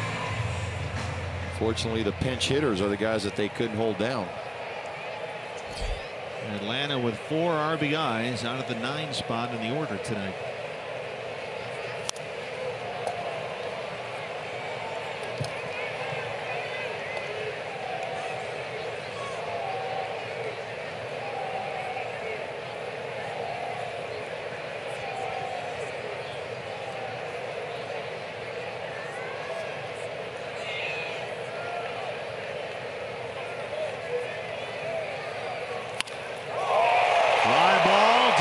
Field. Chris Herman has it just shy of the warning track. That ends the 8th. We go to the 9th. It's now 8-5 Atlanta. Chris Owings will lead it off for the Diamondbacks. Looking for another comeback here in SunTrust Park.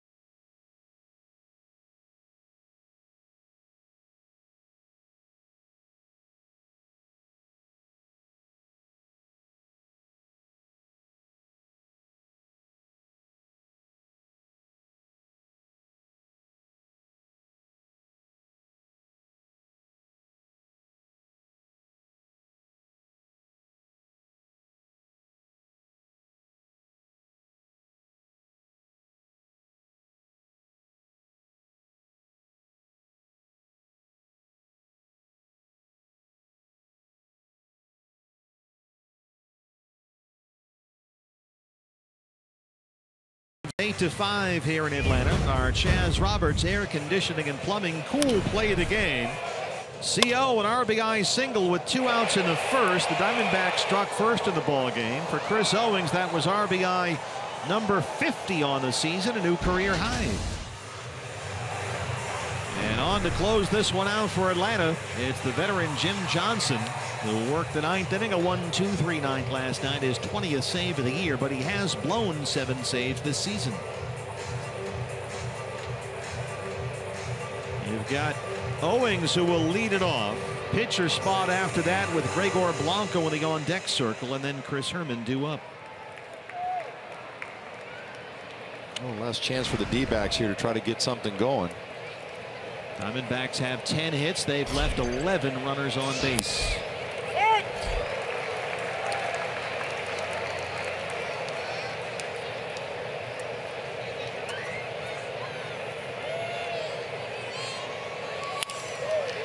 Hard to third, but foul. Owings is down 0-2. Curveball there from Johnson.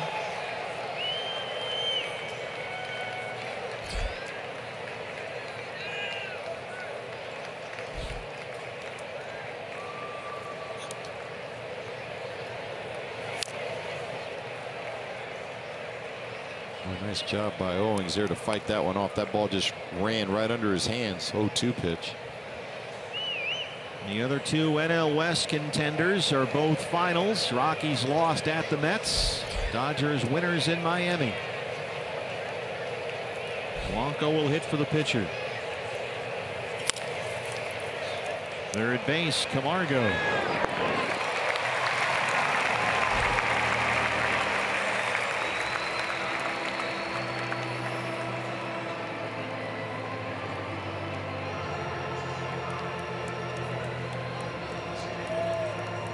Here's Gregor Blanco, 248, 2 homers.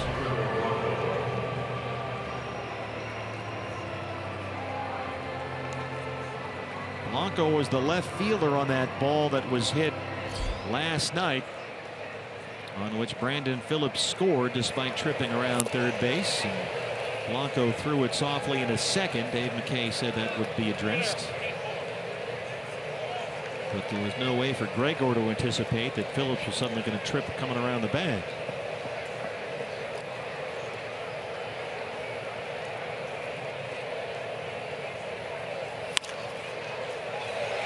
That's slicing foul, and it's 1-1.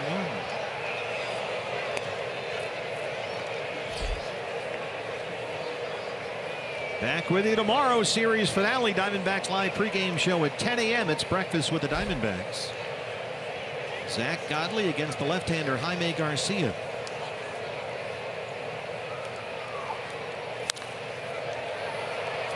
That's drifting into the seats.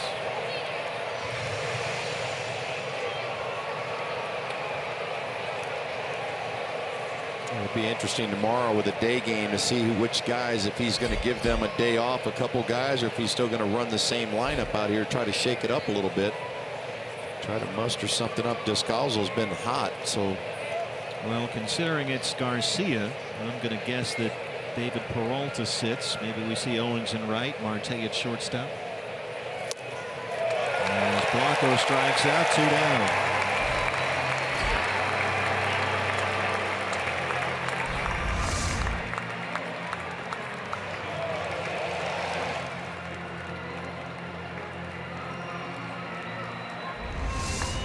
Chris Herman, last man standing. Herman doubled and scored in the 6th. He has struck out twice tonight, 1 for 4.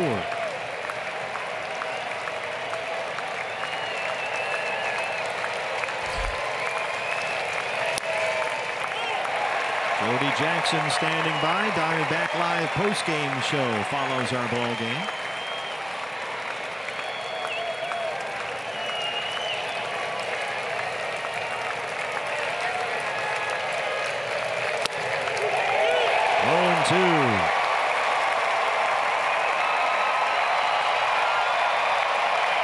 Biggest crowd in the history of this new ballpark, 41,627. And Atlanta about to take a 2-0 series lead. As Johnson bounces a breaking ball up there, it's 1-2. Well, this D-backs team's going to have a quick turnaround to try to get it going tomorrow.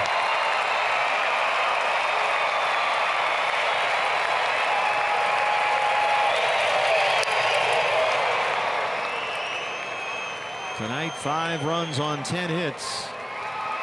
Last night, 3 runs on 10 hits. Iannetta would be next. He's walked twice tonight.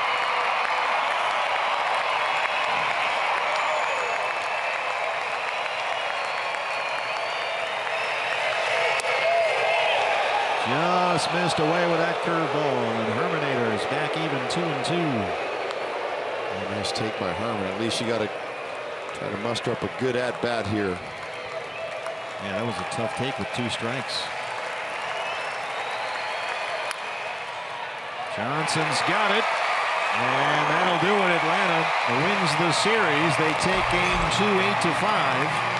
And Gonzo, the Diamondbacks struggles continue. They have now lost 10 of their last 13 games. And they drop 9.5 games behind the Dodgers for the NL West lead. Yeah, these D-backs got to find a way to stop the bleeding. They kind of limped into the end of the All-Star break, kind of hoping that the break would recharge their batteries. They've just been flat here these first 2 games. Hopefully tomorrow they come out with a